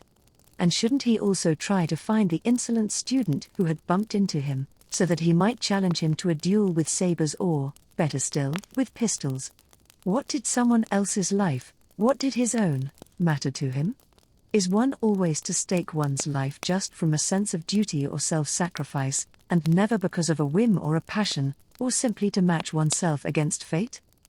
Again the thought came to him that even now the germ of a fatal disease might be in his body. Wouldn't it be silly to die just because a child with diphtheria had coughed in his face? Perhaps he was already ill. Wasn't he feverish? Perhaps at this moment he was lying at home in bed, and everything he thought he had experienced was merely delirium? Fridolin opened his eyes as wide as possible, passed his hand over his forehead and cheeks and felt his pulse. It scarcely beat faster. Everything was all right. He was completely awake. He continued along the street, towards the city. A few market wagons rumbled by, and now and then he met poorly dressed people whose day was just beginning. Behind the window of a coffee house, at a table over which a gas flame flickered, sat a fat man with a scarf around his neck, his head on his hands, fast asleep. The houses were still enveloped in darkness, though here and there a few windows were lighted, and Fridolin thought he could feel the people gradually awaking. It seemed that he could see them stretching themselves in their beds and preparing for their pitiful and strenuous day. A new day faced him, too, but for him it wasn't pitiful and dull. And with a strange, happy beating of his heart, he realized that in a few hours he would be walking around between the beds of his patients in his white hospital coat. A one-horse cab stood at the next corner, the coachman asleep on the box. Fridolin awakened him, gave his address and got in. Chapter 5. It was 4 o'clock in the morning, when Fridolin walked up the steps of his home. Before doing anything else, he went into his office and carefully locked the masquerade costume in a closet. As he wished not to wake Albertina, he took off his shoes and clothes before going into the bedroom, and very cautiously turned on the light, on the little table beside his bed. Albertina was lying there quietly, with her arms folded under her head. Her lips were half open, and painful shadows surrounded them. It was a face that Fridolin did not know. He bent down over her, and at once her forehead became lined with furrows, as though someone had touched it, and her features seemed strangely distorted. Suddenly, still in her sleep, she laughed so shrilly that he became frightened. Involuntarily he called her name. She laughed again, as if in answer, in a strange, almost uncanny manner. Fridolin called her in a louder voice, and she opened her eyes, slowly and with difficulty. She stared at him, as though she did not recognize him. "Albertina!" he cried for the third time. As she gained consciousness, an expression of fear, even of terror, came into her eyes. Half awake, and seemingly in despair, she raised her arms. "What's the matter?" asked Fridolin with bated breath. As she still stared at him, terrified, he added, to reassure her, "It is I, Albertina." She breathed deeply, tried to smile, dropped her arms on the bed cover and said, in a faraway voice, "Is it morning yet?" "It will be very soon," replied Fridolin. "It's past 4 o'clock. I've just come home." She was silent, and he continued, "The counselor is dead. He was dying when I arrived, and naturally I couldn't leave immediately." She nodded, but hardly seemed to have heard or understood him. She stared into space, as though she could see through him. He felt that she must know of his recent experiences, and at the same time, the idea seemed ridiculous. He bent down and touched her forehead. She shuddered slightly. "What's the matter?" he asked again. She shook her head slowly, and he passed his hand gently over her hair. "Albertina, what's the matter?" "I've been dreaming," she said distantly. "What have you been dreaming?" he asked mildly. "Oh, so much, I can't quite remember. Perhaps if you try?" It was all so confused, "and I'm tired." "You must be tired, too." "Not in the least. I don't think I shall go to bed at all. You know, when I come home so late, it would really be best to sit right down to my desk. It's just in such morning hours," he interrupted himself. "Wouldn't it be better if you told me your dream?" He smiled a little unnaturally. She replied, "You really ought to lie down and take a little rest." He hesitated a moment, then he did as she suggested, and stretched himself beside her, though he was careful not to touch her. "There shall be a sword between us," he thought, remembering a remark he had once made, half joking, on a similar occasion. They lay there silently with open eyes, and they felt both their proximity and the distance that separated them. After a while, he raised his head on his arm and looked at her for a long time, as though he could see much more than just the outlines of her face. "Your dream," he hinted, once more. She must just have been waiting for him to speak. She held out her hand to him, he took it and, more absent-mindedly than tenderly, clasped his hand about her slender fingers, as he had often done before. She began, "Do you still remember the room in the little villa on Lake Werther, where I lived with Mother and Father, the summer we became engaged?" He nodded. "Well, it was there the dream began. I was entering this house, like an actress stepping onto the stage. I don't know where I came from. My parents seemed to have gone on a journey and left me alone. That surprised me, for our wedding was the next day. But my wedding dress hadn't yet arrived. I thought I might be mistaken, and I opened the wardrobe to look. Instead of the wedding dress, a great many other clothes, like fancy dress costumes, were hanging there, opera-like, gorgeous, exotic. Which should I wear for the wedding? I thought. Then the wardrobe was suddenly closed again, or it disappeared, I don't remember. The room was brightly lighted, but outside the window it was pitch black. Suddenly, you were standing out there. A galley ship had rowed you to the house. I had just seen it disappearing in the darkness. You were dressed in marvelous gold and silver clothes, and had a dagger in a silver sheath, hanging by your side. You lifted me down from the window. I, too, was gorgeously dressed, like a princess. We stood outside in the twilight, and a fine grey mist reached up to our ankles. The countryside was perfectly familiar to us. There was the lake, the mountain rose above us, and I could even see the villas, which stood there like little toy houses. We were floating, no, flying, along above the mist, and I thought, so this is our honeymoon trip. Soon, however, we stopped flying, and were walking along a forest path, the one leading to Elizabeth Heights.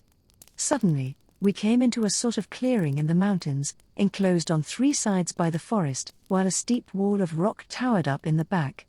The sky was blue and starry, with an expanse far greater than it ever has in reality. It was the ceiling of our bridal chamber. You took me into your arms and loved me very much.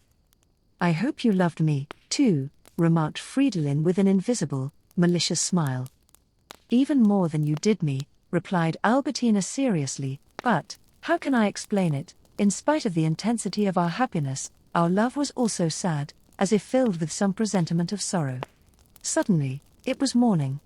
The meadow was light and covered with flowers, the forest glistened with dew, and over the rocky wall, the sun sent down quivering rays of light. It was now time to return to the world, and go among people. But something terrible happened. Our clothes were gone. I was seized with unheard of terror, and a shame so burning, that it almost consumed me. At the same time I was angry with you, as though you were to blame, for the misfortune. This sensation of terror, shame and anger, was much more intense than anything I had ever felt when awake. Conscious of your guilt, you rushed away naked, to go and get clothes for us. When you had gone I was very happy. I neither felt sorry for you, nor worried about you. Delighted to be alone, I ran happily about in the meadow, singing a tune we had heard at some dance.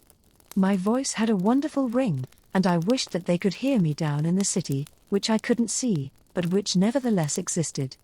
It was far below me and was surrounded by a high wall, a very fantastic city, which I can't describe. It was not Eastern and not exactly old German, and yet it seemed to be first one, and then the other. At any rate, it was a city buried a long time ago, and forever. Suddenly, I was lying in the meadow, stretched out in the sunlight, far more beautiful than I ever was in reality, and while I lay there, a young man wearing a light-colored, fashionable suit of clothes, walked out of the woods. I now realize that he looked like the Dane whom I mentioned yesterday. He walked up and spoke to me courteously as he passed, but otherwise paid no particular attention to me. He went straight to the wall of rock and looked it over carefully, as though considering how to master it. At the same time, I could see you hurrying from house to house, from shop to shop in the buried city, now walking underneath arbors, then passing through a sort of Turkish bazaar. You were buying the most beautiful things you could find for me, clothes, linen, shoes, and jewelry. And then you put these things into a little handbag of yellow leather that held them all. You were being followed by a crowd of people whom I could not see, but I heard the sound of their threatening shouts. The Dane, who had stopped before the wall of rock a little while before, now reappeared from the woods, and apparently in the meantime, he had encircled the whole globe. He looked different, but he was the same, nevertheless. He stopped before the wall of rock, vanished and came out of the woods again, appearing and disappearing 2, or 3, or 100 times. It was always the same man and yet always different. He spoke to me every time he passed, and finally stopped in front of me, and looked at me searchingly. I laughed seductively, as I have never laughed in my life, and he held out his arms to me. I wished to escape, but it was useless, and he sank down beside me on the meadow. She was silent. Fridolin's throat was parched. In the darkness of the room, he could see she had concealed her face in her hands. "A strange dream," he said, "but surely that isn't the end?" When she said no, he asked, "Then why don't you continue?" "It's not easy," she began again. "Such things are difficult to express in words. Well, to go on, I seemed to live through countless days and nights, there was neither time nor space. I was no longer in the clearing, enclosed by the woods and rock. I was on a flower-covered plain that stretched into infinite distance and, finally, into the horizon in all directions. And for a long time, I had not been alone with this one man on the meadow. Whether there were 3, or 10, or 1,000 other couples, I don't know. Whether I noticed them or not, whether I was united only with that particular man, or also with others, I can't say. Just as that earlier feeling of terror and shame went beyond anything I have ever felt in the waking state, so nothing in our conscious existence can be compared with the feeling of release, of freedom, of happiness, which I now experienced. Yet I didn't for one moment forget you. In fact, I saw that you had been seized by soldiers, I think, and there were also priests among them. Somebody, a gigantic person, tied your hands, and I knew that you were to be executed. I knew it, without feeling any sympathy for you, and without shuddering. I felt it, but as though I were far removed from you. They led you into a yard, a sort of castle yard, and you stood there, naked, with your hands tied behind your back. Just as I saw you, though I was far away, you could also see me, and the man who was holding me in his arms.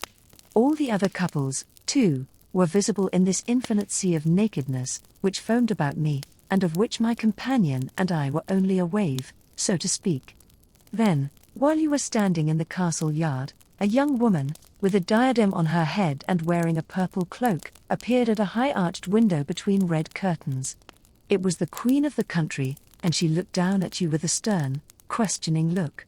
You were standing alone. All the others stood aside, pressed against the wall, and I heard them whispering and muttering, in a malicious and threatening manner. Then the queen bent down over the railing. Silence reigned, and she signaled to you, commanding you to come up to her, and I knew that she had decided to pardon you. But you either didn't notice her, or else you didn't want to. Suddenly you were standing opposite her, with your hands still tied. You were wrapped in a black cloak, and you were not in a room, but in the open, somehow, floating, as it were. She held a piece of parchment in her hand, your death sentence, which stated your crime, and the reasons for your conviction. She asked you, I couldn't hear the words, but I knew it was so, whether you were willing to be her lover, for in that case, the death penalty would be remitted. You shook your head, refusing. I wasn't surprised, for it seemed natural and inevitable that you should be faithful to me, under all circumstances. The queen shrugged her shoulders, waved her hand, and suddenly you were in a subterranean cellar, and whips were whizzing down upon you, although I couldn't see the people who were swinging them. Blood flowed down you in streams. I saw it without feeling cruel, or even surprised. The queen now moved towards you, her loose hair flowing about her naked body, and held out her diadem to you with both hands. I realized that she was the girl at the seashore in Denmark, the one you had once seen nude in the morning, on the ledge of a bathing hut. She didn't say a word, but she was clearly there to learn if you would be her husband, and the ruler of the land. When you refused again, she suddenly disappeared. At the same time, I saw them erecting a cross for you, not down in the castle yard, but on the meadow, where I was resting with my lover, among all the other couples. I saw you walking alone through ancient streets without a guard, but I knew that your course was marked out for you, and that it was impossible for you to turn aside. Next, you were coming up the forest path, where I anxiously awaited you, but I did not feel any sympathy for you, though your body was covered with the wheals, which had stopped bleeding. You went higher and higher, the path widened, the forest receded on both sides, and you stood at the edge of the meadow at an enormous, incomprehensible distance. Your eyes smiled at me, as if to show that you had fulfilled my wish, and had brought me everything I needed, clothing and shoes and jewels. But I thought your actions senseless beyond description, and I wanted to make fun of you, to laugh in your face, because you had refused the queen's hand, out of faithfulness to me. and because you had been tortured, and now came tottering up here, to a horrible death. As I ran to meet you, you came near more and more quickly. We were floating in the air, and then I lost sight of you, and I realized we had flown past each other. I hoped that you would, at least, hear my laughter when they were nailing you to the cross. And so I laughed, as shrill and loud as I could. That was the laugh, Fridolin, that you heard when I awoke. Neither of them spoke or moved. Any remark at this moment would have seemed futile. The further her story progressed, the more ridiculous and insignificant did his own experiences become, at least up to date. He swore to himself that he would resume and conclude all of them. He would then faithfully report them, and so take vengeance on this woman who had revealed herself as faithless, cruel and treacherous, and whom he now believed he hated more than he had ever loved her. He realized that he was still clasping her fingers. Ready as he was to hate her, his feeling of tenderness for these slender, cool fingers was unchanged, except that it was more acute. Involuntarily, in fact against his will, he gently pressed his lips on this familiar hand, before he let it go. Albertina still kept her eyes closed, and Fridolin thought he could see a happy, innocent smile playing about her mouth. He felt an incomprehensible desire to bend over her and kiss her pale forehead. But he checked himself. He realized that it was only the natural fatigue of the last few hours, which disguised itself as tenderness in the familiarity of their mutual room. But whatever his present state of mind, whatever decisions he might reach in the next few hours, the urgent demand of the moment was for sleep and forgetfulness. He had been able to sleep long and dreamlessly, the night following the death of his mother, so why not now? He stretched himself out beside his wife, who seemed already asleep. A sword between us, he thought, we are lying here like mortal enemies. But it was only an illusion. Chapter 6. At 7 o'clock, Fridolin was awakened by the maid gently knocking on the door, and he cast a quick glance at Albertina. Sometimes this knocking awakened her too. But today she was sleeping soundly, too soundly Fridolin thought. He dressed himself quickly, intending to see his little daughter before leaving. The child lay quietly in her white bed, her hands clenched into little fists, as children do in sleep, and he kissed her on her forehead. Tiptoeing to the door of the bedroom, he found Albertina still sleeping soundly, then he went out. The cassock and pilgrim's hat were safely concealed in his black doctor's bag. He had drawn up a program for the day with great care, indeed, even a bit pedantically. First of all, he had to see a young attorney in the neighborhood, who was seriously ill. Fridolin made a careful examination and found his condition somewhat improved. He expressed his satisfaction with sincere joy, and ordered an old prescription to be refilled. Then he went to the house in the basement of which Nachtigall had played the piano the night before. The place was still closed, but the girl at the counter in the cafe above said that Nachtigall lived in a small hotel in Leopoldstadt. He took a cab, and arrived there a quarter of an hour later. It was a very shabby place, smelling of unaired beds, rancid lard and chicory. A tough-looking concierge, with sly, inflamed eyes, wishing to keep on good terms with the police, willingly gave information. Herr Nachtigall had arrived in a cab at 5 o'clock in the morning, accompanied by two men who had disguised their faces, perhaps intentionally so, with scarves which they wore wrapped about their heads and necks. While Nachtigall was in his room, the two men had paid his bill for the last 4 weeks. When he didn't appear after half an hour, one of them had gone up to fetch him, whereupon they all three took a cab to North Station. Nachtigall had seemed highly excited. In fact, well, why not tell the whole truth to a man who gave one so much confidence? He had tried to slip a letter to the concierge, but the two men stopped that. Any letters for Herr Nachtigall, so the men had explained, would be called for by a person properly authorized to do so. Fridolin took his leave. He was glad that he had his doctor's bag with him when he stepped out of the door, for anyone seeing him would not think that he was staying at the hotel, but would take him for some official person. There was nothing to be done about Nachtigall for the time being. They had been extremely cautious, probably with good reason. At the costume shop, Herr Geiberser himself opened the door. I'm bringing back the costume I hired, said Fridolin, and would like to pay my bill. The proprietor mentioned a moderate sum, took the money and made an entry in a large ledger. He looked up, evidently surprised, when Fridolin made no move to leave. I would also like, said Fridolin in the tone of a police magistrate, to have a word with you about your daughter. There was a peculiar expression about the nostrils of Herr Geiberser. It was difficult to say whether it was displeasure, scorn or annoyance. What did you say? He asked in a perfectly indefinite voice. Yesterday you said, remarked Fridolin, one hand with outstretched fingers resting on the desk, that your daughter was not quite normal mentally. The situation in which we discovered her actually indicates some such thing. And since I took part in it, or was at least a spectator, I would very much like to advise you to consult a doctor. Geiberser surveyed Fridolin insolently, twirling an unnaturally long penholder in his hand. And I suppose the doctor himself would like to take charge of the treatment? Please don't misunderstand me, replied Fridolin in a sharp voice. At this moment, the door which led to the inner rooms was opened, and a young man with an open-top coat over his evening clothes stepped out. Fridolin decided it could be none other than one of the Vemic judges of the night before. He undoubtedly came from Pierrette's room. He seemed taken aback when he caught sight of Fridolin, but he regained his composure at once. He waved his hand to Geiberser, lighted a cigarette with a match from the desk, and left the apartment.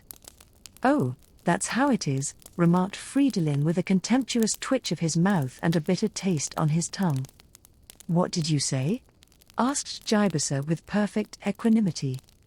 So you have changed your mind about notifying the police, said Fridolin, as his eyes wandered significantly from the entrance door to that of Pierrette.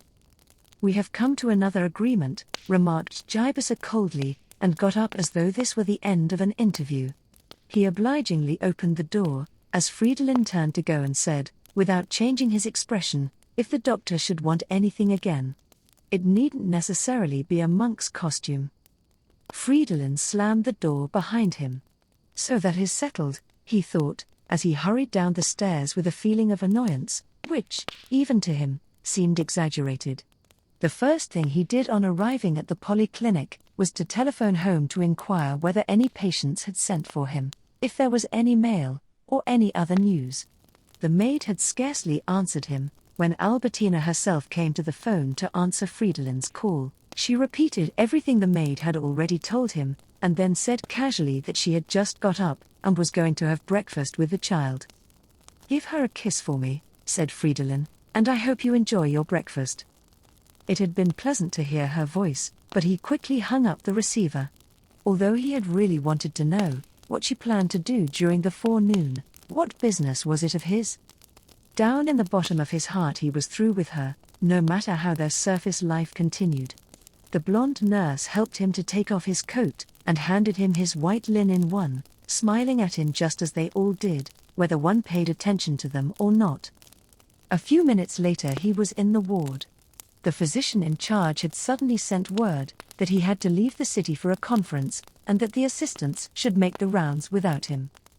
Fridolin felt almost happy as he walked from bed to bed, followed by the students, making examinations, writing prescriptions, and having professional conversations with the assistants and nurses. Various changes had taken place. The journeyman locksmith, Karl Rudel, had died during the night, and the autopsy was to take place at 4:30 in the afternoon. A bed had become vacant in the woman's ward, but was again occupied. The woman in bed 17 had had to be transferred to the surgical division. Besides this, there was a lot of personal gossip. The appointment of a man for the ophthalmology division would be decided day after tomorrow. Hugelmann, at present professor at the University of Marburg, had the best chances, although 4 years ago he had been merely a second assistant to Stellwag. That's quick promotion, thought Fridolin. I'll never be considered for the headship of a department, if for no other reason than that I've never been a docent. It's too late. But why should it be? I really ought to begin again to do scientific work, or take up more seriously some of the things that I have already started. My private practice would leave me ample time for it. He asked Dr. Fuchstaler, if he would please take charge of the dispensary. He confessed to himself that he would rather have stayed there than drive out to Galitzenburg. And yet, he must. He felt obliged, not only for his own sake, to investigate this matter further, but there were all sorts of other things to be settled that day. He decided to ask Dr. Fuchstaler to take charge of the afternoon rounds, too, so as to be prepared for all emergencies. The young girl, over there, with suspected tuberculosis, was smiling at him. It was the same one who had recently pressed her breasts so confidingly against his cheek, when he examined her. Fridolin gave her a cold look and turned away with a frown. They are all alike, he thought bitterly, and Albertina is like the rest of them, if not the worst. I won't live with her any longer. Things can never be the same again. On the stairs he spoke to a colleague from the surgical division. Well, how was the woman who had been transferred during the night getting along? As far as he was concerned, he didn't really think it was necessary to operate. They would, of course, tell him the result of the histological examination. Why, certainly, doctor. He took a cab at the corner, consulting his notebook and pretending to the cabman that he was making up his mind where to go. To Ottakring, he then said, "Take the street going out to Galitzenburg. I'll tell you where to stop." When he was in the cab, he suddenly became terribly restless. In fact, he almost had a guilty conscience, because, during the last few hours, he had nearly forgotten the beautiful woman who had saved him. Would he now find the house? Well, that shouldn't be particularly difficult. The only question was, what to do when he had found it. Notify the police? That might have disastrous consequences for the woman who had sacrificed herself for him, or had, at least, been ready to do so. Should he go to a private detective agency? He thought that would be in rather bad taste, and not particularly dignified. But what else could he possibly do? He hadn't the time or the skill to make the necessary investigations. A secret club? Well, yes. It certainly was secret, though they seemed to know each other.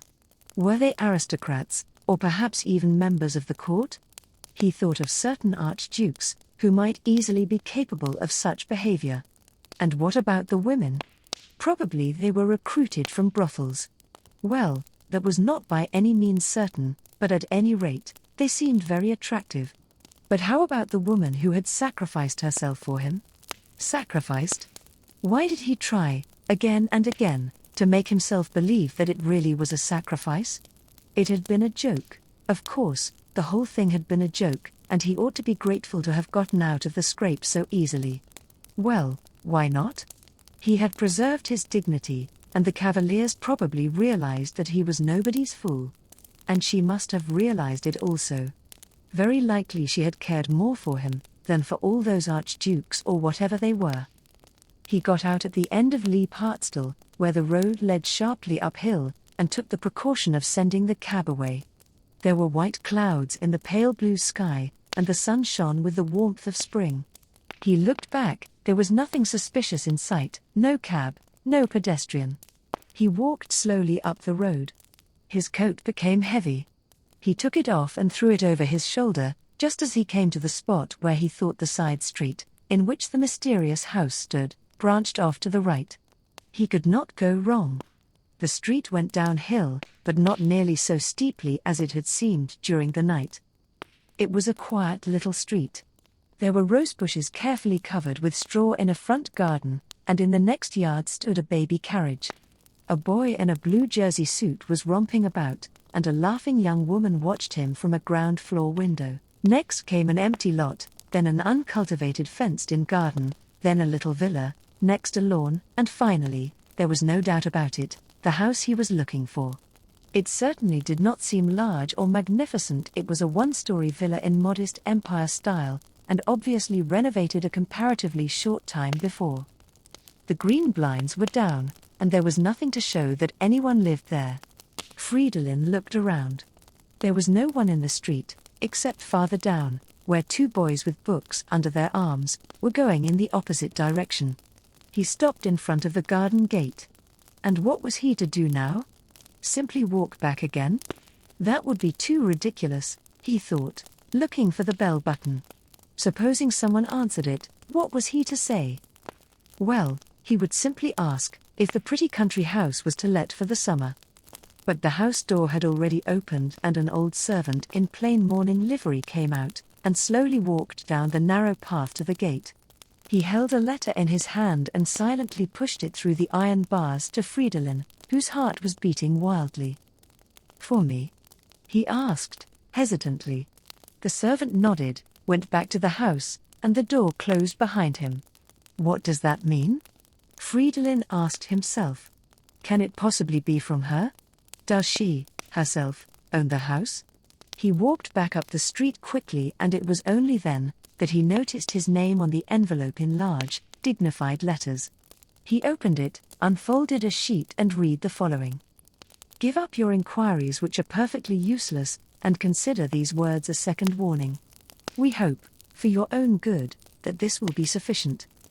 This message disappointed him in every respect, but at any rate it was different from what he had foolishly expected. Nevertheless, the tone of it was strangely reserved, even kindly, and seemed to show that the people who had sent it by no means felt secure. Second warning? How was that? Oh yes, he had received the first one during the night. But why second warning, and not the last? Did they want to try his courage once more? Was he to pass a test? And how did they know his name? Well, that wasn't difficult. They had probably forced Nachtigall to tell. And besides, he smiled at his absent-mindedness. His monogram and his full address were sewn into the lining of his fur coat. But, though he had made no progress, the letter on the whole reassured him, just why he couldn't say. At any rate he was convinced that the woman he was so uneasy about was still alive, and that it would be possible to find her, if he went about it cautiously and cleverly. He went home, feeling rather tired but with a strange sense of security, which somehow seemed deceptive. Albertina and the child had finished their dinner, but they kept him company while he ate his meal. There she sat opposite him, the woman who had calmly allowed him to be crucified the preceding night. She was sitting there with an angelic look, like a good housewife and mother, and to his surprise he did not hate her. He enjoyed his meal, being in an excited, cheerful mood, and, as he usually did, gave a very lively account of the little professional incidents of the day. He mentioned especially the gossip about the doctors, about whom he always kept Albertina well informed. He told her that the appointment of Hugelman was as good as settled, and then spoke of his own determination to take up scientific work again with greater energy. Albertina knew this mood. She also knew that it usually didn't last very long and betrayed her doubts by a slight smile. When Fridolin became quite warm on the subject, she gently smoothed his hair to calm him. He started slightly and turned to the child, so as to remove his forehead from the embarrassing touch. He took the little girl on his lap, and was just beginning to dance her up and down, when the maid announced that several patients were waiting. Fridolin rose with a sigh of relief, suggesting to Albertina that she and the child ought to go for a walk on such a beautiful, sunny afternoon, and went to his consulting room. During the next 2 hours he had to see 6 old patients and 2 new ones. In every single case, he had his whole mind on the subject. He made examinations, jotted down notes and wrote prescriptions, and he was glad that he felt so unusually fresh and clear in mind, after spending the last 2 nights almost without sleep. At the end of his consultation period, he stopped to see his wife and little daughter once more. He noted with satisfaction that Albertina's mother was with her, and that the child was having a French lesson with her governess. It was only when he reached the front steps that he realized that all this order, this regularity, all the security of his existence, was nothing but deception and delusion. Although he had excused himself from his afternoon duties at the hospital, he felt irresistibly drawn to his ward. There were 2 cases there of special importance to the piece of research he was planning. He was busy for some time, making a more detailed study of them than he had yet done, and following that, he still had to visit a patient in the heart of the city. It was already 7 o'clock in the evening, when he stood before the old house in Schrevogelstrasse. As he looked up at Marianne's window, her image, which had completely faded from his mind, was revived more clearly than that of all the others. Well, there was no chance of failure here. He could begin his work of vengeance, without any special exertion and with little difficulty or danger. What might have deterred others, the betrayal of her fiancé, only made him keener. Yes, to betray, to deceive, to lie, to play a part, before Marianne, before Albertina, before the good Dr. Rodiger, before the whole world. To lead a sort of double life, to be the capable, reliable physician with a future before him, the upright husband and head of a family. And at the same time a libertine, a seducer, a cynic who played with people, with men and women, just as the spirit moved him, that seemed to him, at the time, very delightful. And the most delightful part was, that at some future time, long after Albertina fancied herself secure in the peacefulness of marriage and of family life, he would confess to her, with a superior smile, all of his sins, in retribution for the bitter and shameful things she had committed against him in a dream. On the steps he met Dr. Rodiger, who held out his hand cordially. "How is Fräulein Marianne?" asked Fridolin. "Is she a little more composed?" Dr. Rodiger shrugged his shoulders. "She was prepared for the end long enough, Doctor. Only when they came this noon to call for the corpse." "So that's already been done?" Dr. Rodiger nodded. "The funeral will be at 3 o'clock tomorrow afternoon." Fridolin looked down. "I suppose Fräulein Marianne's relatives are with her?" "No," replied Dr. Rodiger, "she is alone now. She will be pleased to see you once more, for tomorrow my mother and I are taking her to modeling." When Fridolin raised his eyes with a politely questioning look, Dr. Rodiger continued, "My parents have a little house out there. Goodbye, Doctor. I still have many things to attend to. It's unbelievable how much trouble is connected with such a case. I hope I shall still find you upstairs when I return." And as he said this, he reached the street. Fridolin hesitated a moment, then slowly went up the stairs. He rang the bell and Marianne herself opened the door. She was dressed in black, and had on a jet necklace, which he had never seen before. Her face became slightly flushed. "You made me wait a long time," she said, smiling feebly. "Forgive me, Fräulein Marianne, this was a particularly busy day for me." They passed through the death chamber, in which the bed was now empty, into the adjoining room where, under the picture of the officer in a white uniform, he had, the day before, written the death certificate of the councillor. A little lamp was burning on the writing desk, and it was nearly dark. Marianne offered him a seat on the black leather divan and sat down opposite him. "I have just met Dr. Rodiger, so you are going to the country tomorrow?" Marianne seemed little surprised at the cool tone of his question, and her shoulders drooped when he continued almost harshly, "I think that's very sensible." And he explained in a matter-of-fact way what a favorable effect the good air and the new environment would have on her. She sat motionless, and tears streamed down her cheeks. He saw them, feeling impatient rather than sympathetic. The thought that the next minute, perhaps, she might be lying at his feet, repeating her confession of the night before, filled him with fear. When she said nothing, he got up suddenly. "Much as I regret it, Fräulein Marianne," he looked at his watch. Still crying, she raised her head and looked at Fridolin. He would gladly have said something kind to her, but found it difficult to do so.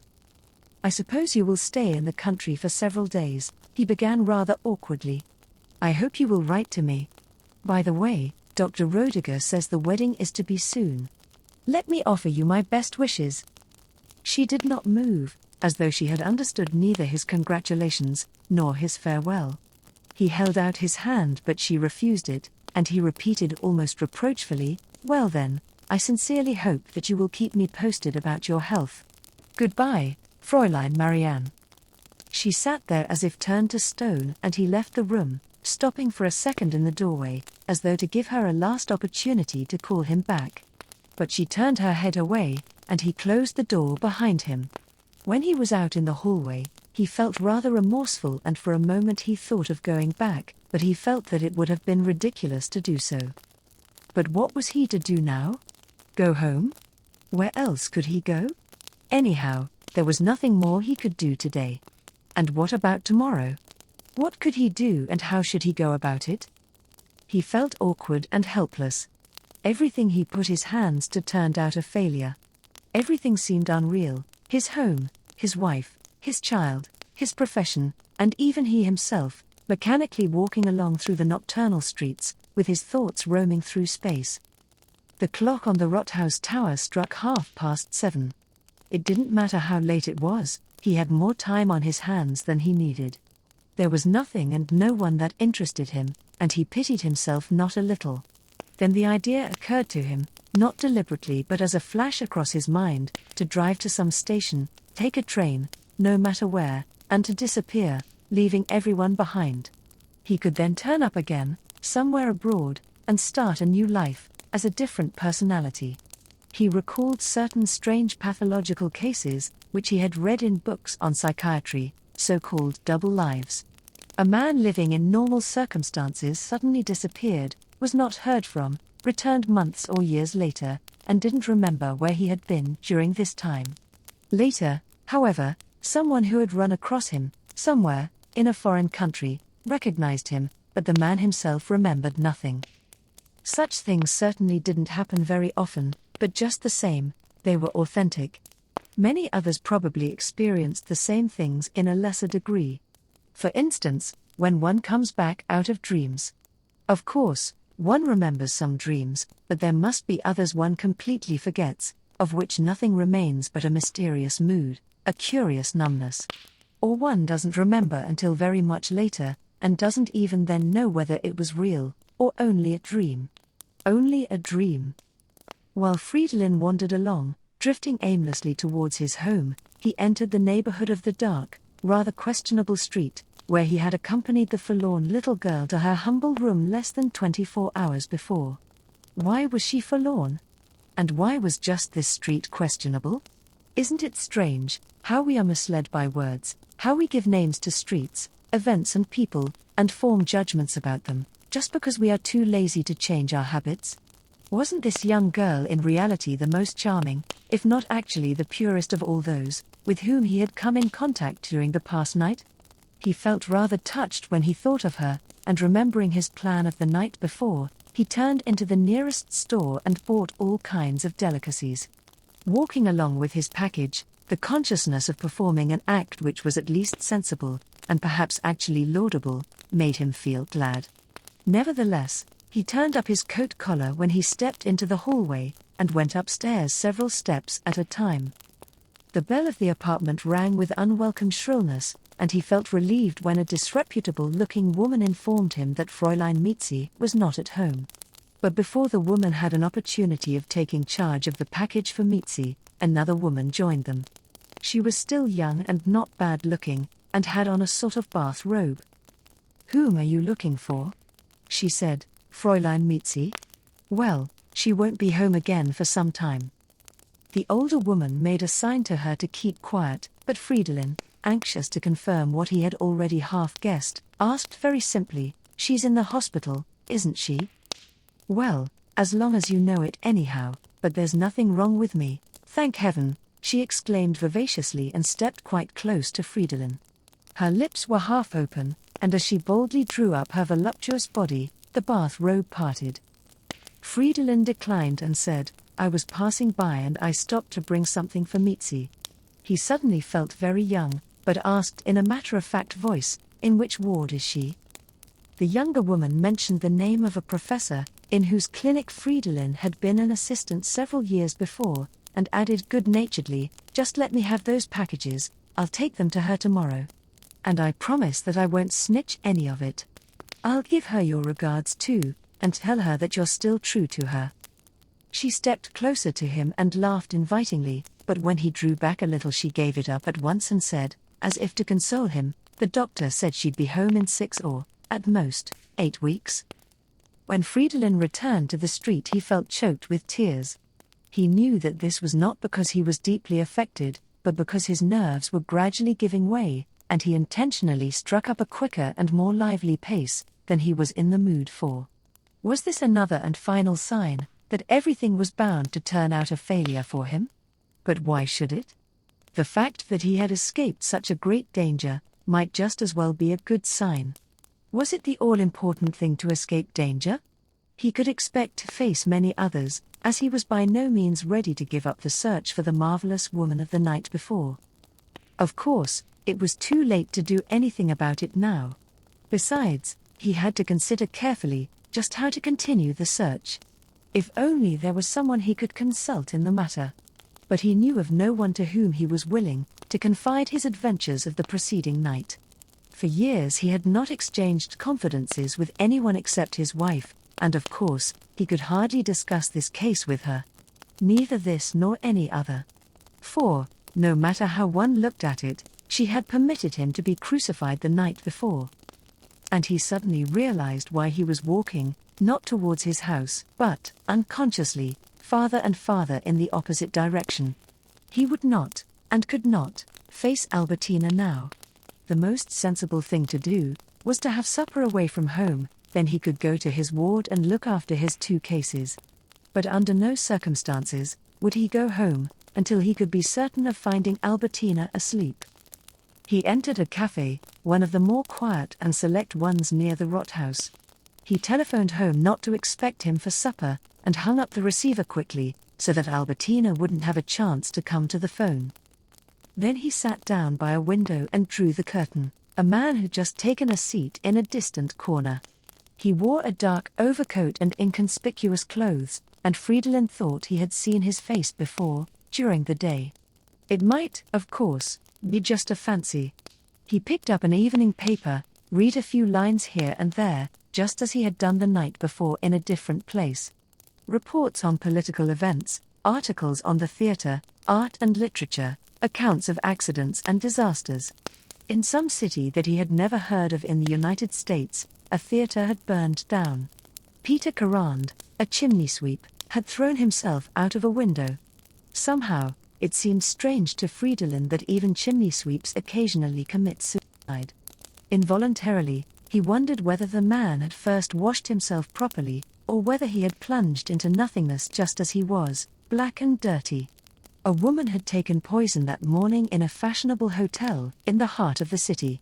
She was an unusually good-looking woman and had registered there a few days before, under the name of Baroness D. At once Fridolin felt a strange presentiment. The woman had returned to the hotel at 4 o'clock in the morning, accompanied by 2 men who had left her at the door. 4 o'clock. That was exactly the time that he, too, had reached home. About noontime. The account continued, she had been found unconscious in her bed with every indication of serious poisoning. An unusually good-looking woman. Well, there were many unusually good-looking women. There was no reason to believe that Baroness D, or rather the woman who had registered as such, and a certain other person, were one and the same. And yet, his heart throbbed and his hand trembled as it held the paper. In a fashionable hotel. Which one? Why so mysterious? So discreet? He put the paper down and at the same time, the man in the far corner raised a large, illustrated journal, and held it to shield his face. Fridolin at once picked up his paper again and decided that the Baroness D must certainly be the woman he had seen the night before. In a fashionable hotel. There were not many which would be considered by a Baroness D. Whatever happened now, this clue had to be followed up. He called for the waiter, paid his bill and left.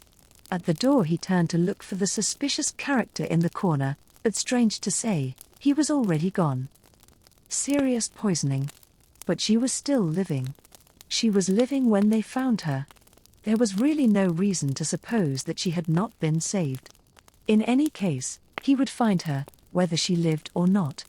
And he would see her, dead or alive, he would see her. No one in the world could stop his seeing the woman who had died on his account, who had, in fact, died for him. He was the cause of her death. He alone, if it was she. Yes, it was she. Returned to the hotel at 4 o'clock in the morning, accompanied by 2 men. Very likely the same men who had taken Nachtigall to the station a few hours later. This did not seem to point to a very clear conscience. He stood in the large square before the Rot House, and looked around. There were only a few people in sight, and the suspicious-looking man from the cafe was not among them. But even if he were, The men had been afraid. Fridolin had the upper hand. He hurried on, took a cab when he reached the ring, and driving first to the Hotel Bristol, asked the concierge, as though he were fully authorized to do so, whether the Baroness D, who had taken poison that morning, had stopped at this hotel. The concierge didn't seem at all surprised. Perhaps he thought Fridolin was a police officer or some other official. At any rate, he replied courteously that the sad case had not occurred there, but in the Hotel Erzherzog Karl. Fridolin at once went there, and found that Baroness D had been taken to the General Hospital, immediately after they found her. He also inquired how they had discovered her attempt at suicide. Why had they disturbed at noon a lady who had not returned until 4 in the morning? Well, it was quite simple. The two men again, had asked for her at 11 o'clock in the morning. The lady had not answered her telephone, although they had rung several times, and when the maid knocked on her door, there was no answer. It was locked on the inside. Finally, they had had to break it open, and they found the Baroness in her bed, unconscious. They had at once called an ambulance and notified the police. And the two men? Asked Fridolin, rather sharply. He felt like a detective. Yes, of course the two men looked rather suspicious. In the meantime they had completely disappeared. Anyhow, it was unlikely that she was really the Baroness Dubiaski, the name under which she had registered. This was the first time she had stopped at the hotel. Besides, there wasn't a family by that name, at least none belonging to the nobility. Fridolin thanked the concierge for the information and left quickly, for one of the hotel managers had just come up and looked him over with unpleasant curiosity. He got back into the cab and told the cabman to take him to the hospital. A few minutes later, in the outside office, he learned that the alleged Baroness Dubiaski had been taken to the second clinic for internal medicine. In spite of all the efforts of the doctors, she had died at 5 in the afternoon. Without having regained consciousness, Fridolin breathed a sigh of relief that sounded now like a deep groan. The official on duty looked up, startled, and Fridolin pulled himself together, and courteously took his leave. A minute later he stood again outdoors. The hospital park was empty except where a nurse, in her blue and white uniform and cap, was walking along a nearby path. She is dead, Fridolin said to himself. If it is she. And if it is not? Is she still lives? How can I find her? Only too easily could Fridolin answer the question, as to where at that moment he could find the body of the unknown woman. As she had died so recently, she was undoubtedly lying in the hospital morgue, a few hundred paces away. As a doctor, there would, of course, be no difficulty in gaining admittance there, even at such a late hour. But, what did he want there? He had never seen her face, only her body. He had only snatched a hasty glance at the former, when he had been driven out. Up to this moment he hadn't thought of that fact. During the time since he had read the account in the paper he had pictured the suicide, whose face he didn't know, as having the features of Albertina. In fact, he now shuddered to realize that his wife had constantly been in his mind's eye, as the woman he was seeking. He asked himself again, why he really wanted to go to the morgue. He was sure that if he had met her again alive, whether days or years later, whatever the circumstances, he would unquestionably have recognized her by her gait, her bearing, and above all by her voice. But now he was to see only the body again, the dead body of a woman, and a face of which he remembered only the eyes, now lifeless. Yes, he knew those eyes, and the hair, which had suddenly become untied and had enveloped her naked body, as they had driven him from the room. Would that be enough to tell him if it were unmistakably she? With slow and hesitating steps, he crossed the familiar courtyards to the Institute of Pathological Anatomy. Finding the door unlocked, it was unnecessary to ring the bell. The stone floor resounded under his footsteps as he walked through the dimly lighted hall. A familiar, and to a certain extent homelike, smell of all kinds of chemicals pervaded the place. He knocked on the door of the histological room, where he expected to find some assistant still at work. A rather gruff voice called, "Come in." Fridolin entered the high-ceilinged room, which seemed almost festively illuminated. As he half expected, Dr. Adler, An assistant in the institute and an old fellow student of his, was in the center of the room. He raised his eyes from the microscope and arose from his chair. "Oh, it's you," he said to Fridolin, a little annoyed, but also surprised. "To what do I owe the honor of your visit at such an unaccustomed hour?" "Forgive me for disturbing you," said Fridolin. "I see you are just in the midst of some work." "Yes, I am," replied Alder in the sharp voice which he retained from his student days. He added in a lighter tone, "What else could one be doing in these sacred halls at midnight? But, of course, you're not disturbing me in the least. What can I do for you?" When Fridolin did not answer, he continued, "That Addison case you sent down to us today is still lying over there, lovely and inviolate. Dissection tomorrow morning at 8:30. With a gesture Fridolin indicated that that was not the reason of his visit. Dr. Adler went on, "Oh, then it's the pleural tumor. Well, the histological examination has unmistakably shown sarcoma. So you needn't worry about that either." Fridolin again shook his head. "My visit has nothing to do with official matters." "Well, so much the better," said Adler. "I was beginning to think that your bad conscience brought you down here, when all good people should be sleeping." "It has something to do with a bad conscience, or at least with conscience in general," Fridolin replied. "Oh." Briefly, and to the point, he spoke in a dry, off-hand tone, "I should like to have some information about a woman who died of morphine poisoning in the second clinic this evening. She is likely to be down here now, a certain Baroness Dubiaski." He continued more hurriedly, "I have a feeling that this so-called Baroness is a person I knew casually years ago, and I am interested to know if I am right." "Suicidium?" asked Adler. Fridolin nodded. "Yes, suicide," he translated, as though he wished to restore the matter to a personal plane. Adler jokingly pointed his finger at him. "Was she unhappily in love with your Excellency?" Fridolin was a little annoyed and answered, "The suicide of the Baroness Dubiaski has nothing whatever to do with me personally." "I beg your pardon, I didn't mean to be indiscreet. We can see for ourselves at once. As far as I know, no request from the coroner has come tonight." Post-mortem examination flashed across Fridolin's mind. That might easily be the case. Who knows whether her suicide was in any sense voluntary? He thought again of the two men who had so suddenly disappeared from the hotel after learning of her attempt. The affair might still develop into a criminal case of great importance. And mightn't he, Fridolin, perhaps be summoned as a witness? In fact, wasn't it really his duty to report to the police? He followed Dr. Adler across the hallway to the door opposite, which was ajar. The bare high room was dimly lighted by the low, unshaded flames of a two-armed gas fixture. Less than half of the 12 or 14 morgue tables were occupied by corpses. A few bodies were lying there naked. Others were covered with linen sheets. Fridolin stepped up to the first table by the door, and carefully drew back the covering from the head of the corpse. A glare from Dr. Adler's flashlight suddenly fell upon it, and Fridolin saw the yellow face of a grey-bearded man. He immediately covered it again with the shroud. On the next table was the naked, emaciated body of a young man, and Dr. Adler called out from farther down, "Here's a woman between 60 and 70, so I suppose she isn't the one either." Fridolin suddenly felt irresistibly drawn to the end of the room, where the sallow body of a woman faintly glowed in the darkness. The head was hanging to one side and the long dark hair almost touched the floor.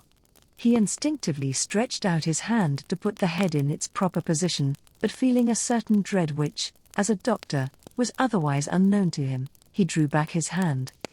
Dr. Adler came up and, pointing to the corpses behind him, remarked, "All those are out of the question, so it's probably this one?"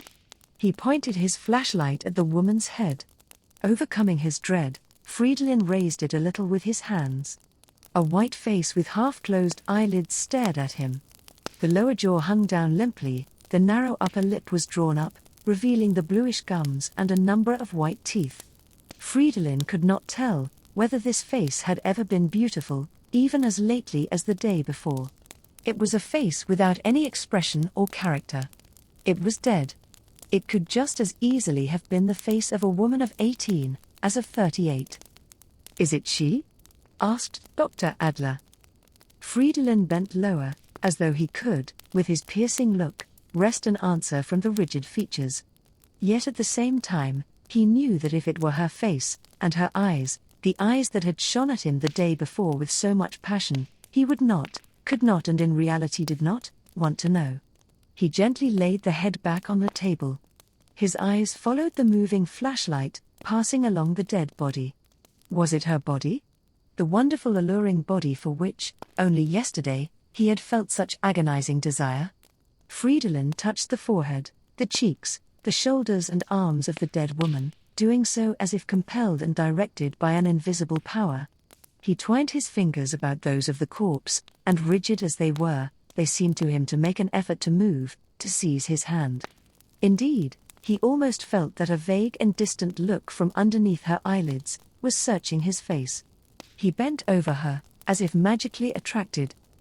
Suddenly he heard a voice behind him whispering, "What on earth are you doing?" Fridolin regained his senses instantly. He freed his fingers from those of the corpse, and taking her thin wrists, placed the ice-cold arms alongside of the body very carefully, even a little scrupulously. It seemed to him that she had just at that moment died. He turned away, directed his steps to the door and across the resounding hallway back into the room, which they had left a little while before. Dr. Adler followed in silence and locked the door behind them. Fridolin stepped up to the wash basin. "With your permission," he said, and carefully washed his hands with Lysol and soap. Dr. Adler seemed anxious to continue his interrupted work without further ceremony. He switched on his microscope lamp, turned the micrometer screw and looked into the microscope. When Fridolin went up to him to say goodbye, he was already completely absorbed. "Would you like to have a look at this preparation?" he asked. "Why?" asked Fridolin absent-mindedly. "Well, to quiet your conscience," replied Dr. Adler. As if he assumed that, after all, the purpose of Fridolin's visit had been a medical scientific one. "Can you make it out?" he asked, as Fridolin looked into the microscope. "It's a fairly new staining method." Fridolin nodded, without raising his eyes from the glass. "Perfectly ideal," he said, "a colorful picture, one might say." And he inquired about various details of the new technique. Dr. Adler gave him the desired explanations. Fridolin told him that the new method would most probably be very useful to him in some work he was planning for the next few months, and asked permission to come again to get more information. "I'm always at your service," said Dr. Adler. He accompanied Fridolin over the resounding flagstones to the locked outer door, and opened it with his own key. "You're not going yet?" asked Fridolin. "Of course not," replied Dr. Adler. "These are the very best hours for work, from about midnight until morning. Then one is at least fairly certain not to be disturbed." "Well," said Fridolin, smiling slightly, as if he had a guilty conscience. Dr. Adler placed his hand on Fridolin's arm reassuringly, and then asked, with some reserve, "Well, was it she?" Fridolin hesitated for a moment, and then nodded, without saying a word. He was hardly aware that by this action he might be guilty of untruthfulness. It did not matter to him whether the woman now lying in the hospital morgue was the same one he had held naked in his arms 24 hours before, to the wild tunes of nachtigalls playing. It was immaterial whether this corpse was some other unknown woman, a perfect stranger whom he had never seen before. Even if the woman he had sought, desired and perhaps loved for an hour was still alive, he knew that the body lying in the arched room, in the light of flickering gas flames, a shadow among shadows, dark, without meaning or mystery as the shadows themselves, could only be to him the pale corpse of the preceding night, doomed to irrevocable decay. Chapter 7. Fridolin hurried home through the dark and empty streets. After undressing in the consultation room, as he had done 24 hours before, he entered the bedroom as silently as possible. He heard Albertina breathing quietly and regularly, and saw the outlines of her head on the soft pillow. Unexpectedly, his heart was filled with a feeling of tenderness and even of security. He decided to tell her the story of the preceding night very soon. Perhaps even the next day. But to tell it as though everything he had experienced had been a dream. Then, when she had fully realized the utter futility of his adventures, he would confess to her that they had been real. Real? He asked himself, and at this moment he noticed something dark quite near Albertina's face. It had definite outlines like the shadowy features of a human face, and it was lying on his pillow. For a moment his heart stopped beating, but an instant later, he saw what it was, and stretching out his hand, picked up the mask he had worn the night before. He must have lost it in the morning when making up his bundle, and the maid or Albertina herself had found it. Undoubtedly Albertina, after making this find, suspected something. Presumably, more and worse things than had actually happened. And she intimated this by placing the mask on the pillow beside her, as though it signified his face, the face of her husband who had become an enigma to her. This playful, almost joking action seemed to express both a gentle warning and her readiness to forgive. Fridolin confidently hoped that, remembering her own dream, she would not be inclined to take his too seriously, no matter what might have happened. All at once, however, he reached the end of his strength. He dropped the mask, uttered a loud and painful sob, quite unexpectedly, sank down beside the bed, buried his head in the pillows, and wept. A few minutes later, he felt a soft hand caressing his hair. He looked up and from the depths of his heart he cried, "I will tell you everything." She raised her hand, as if to stop him, but he took it and held it, and looked at her both questioningly and beseechingly. She encouraged him with a nod and he began his story. The grey dawn was creeping in through the curtains when Fridolin finished.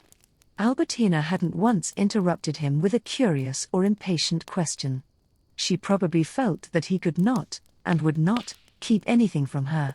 She lay there quietly, with her arms folded under her head, and remained silent long after Fridolin had finished. He was lying by her side and finally bent over her, and looking into her immobile face with the large, bright eyes in which morning seemed to have dawned, he asked, in a voice of both doubt and hope, "What shall we do now, Albertina?" She smiled, and after a minute, replied, "I think we ought to be grateful that we have come unharmed out of all our adventures, whether they were real or only a dream." "Are you quite sure of that?" he asked. "Just as sure as I am that the reality of one night, let alone that of a whole lifetime, is not the whole truth. And no dream," he said with a slight sigh, "is entirely a dream." She took his head and pillowed it on her breast. "Now I suppose we are awake," she said, "for a long time to come." He was on the point of saying, "forever," but before he could speak, she laid her finger on his lips and whispered, as if to herself, "Never inquire into the future." So they lay silently, dozing a little, dreamlessly, close to one another, until, as on every morning at 7, there was a knock on the door, and, with the usual noises from the street, a victorious ray of light through the opening of the curtain, and the clear laughter of a child through the door, the new day began. The end. If you have enjoyed Rhapsody, a dream novel, please like, share and subscribe for more reading by the Fire Ambience.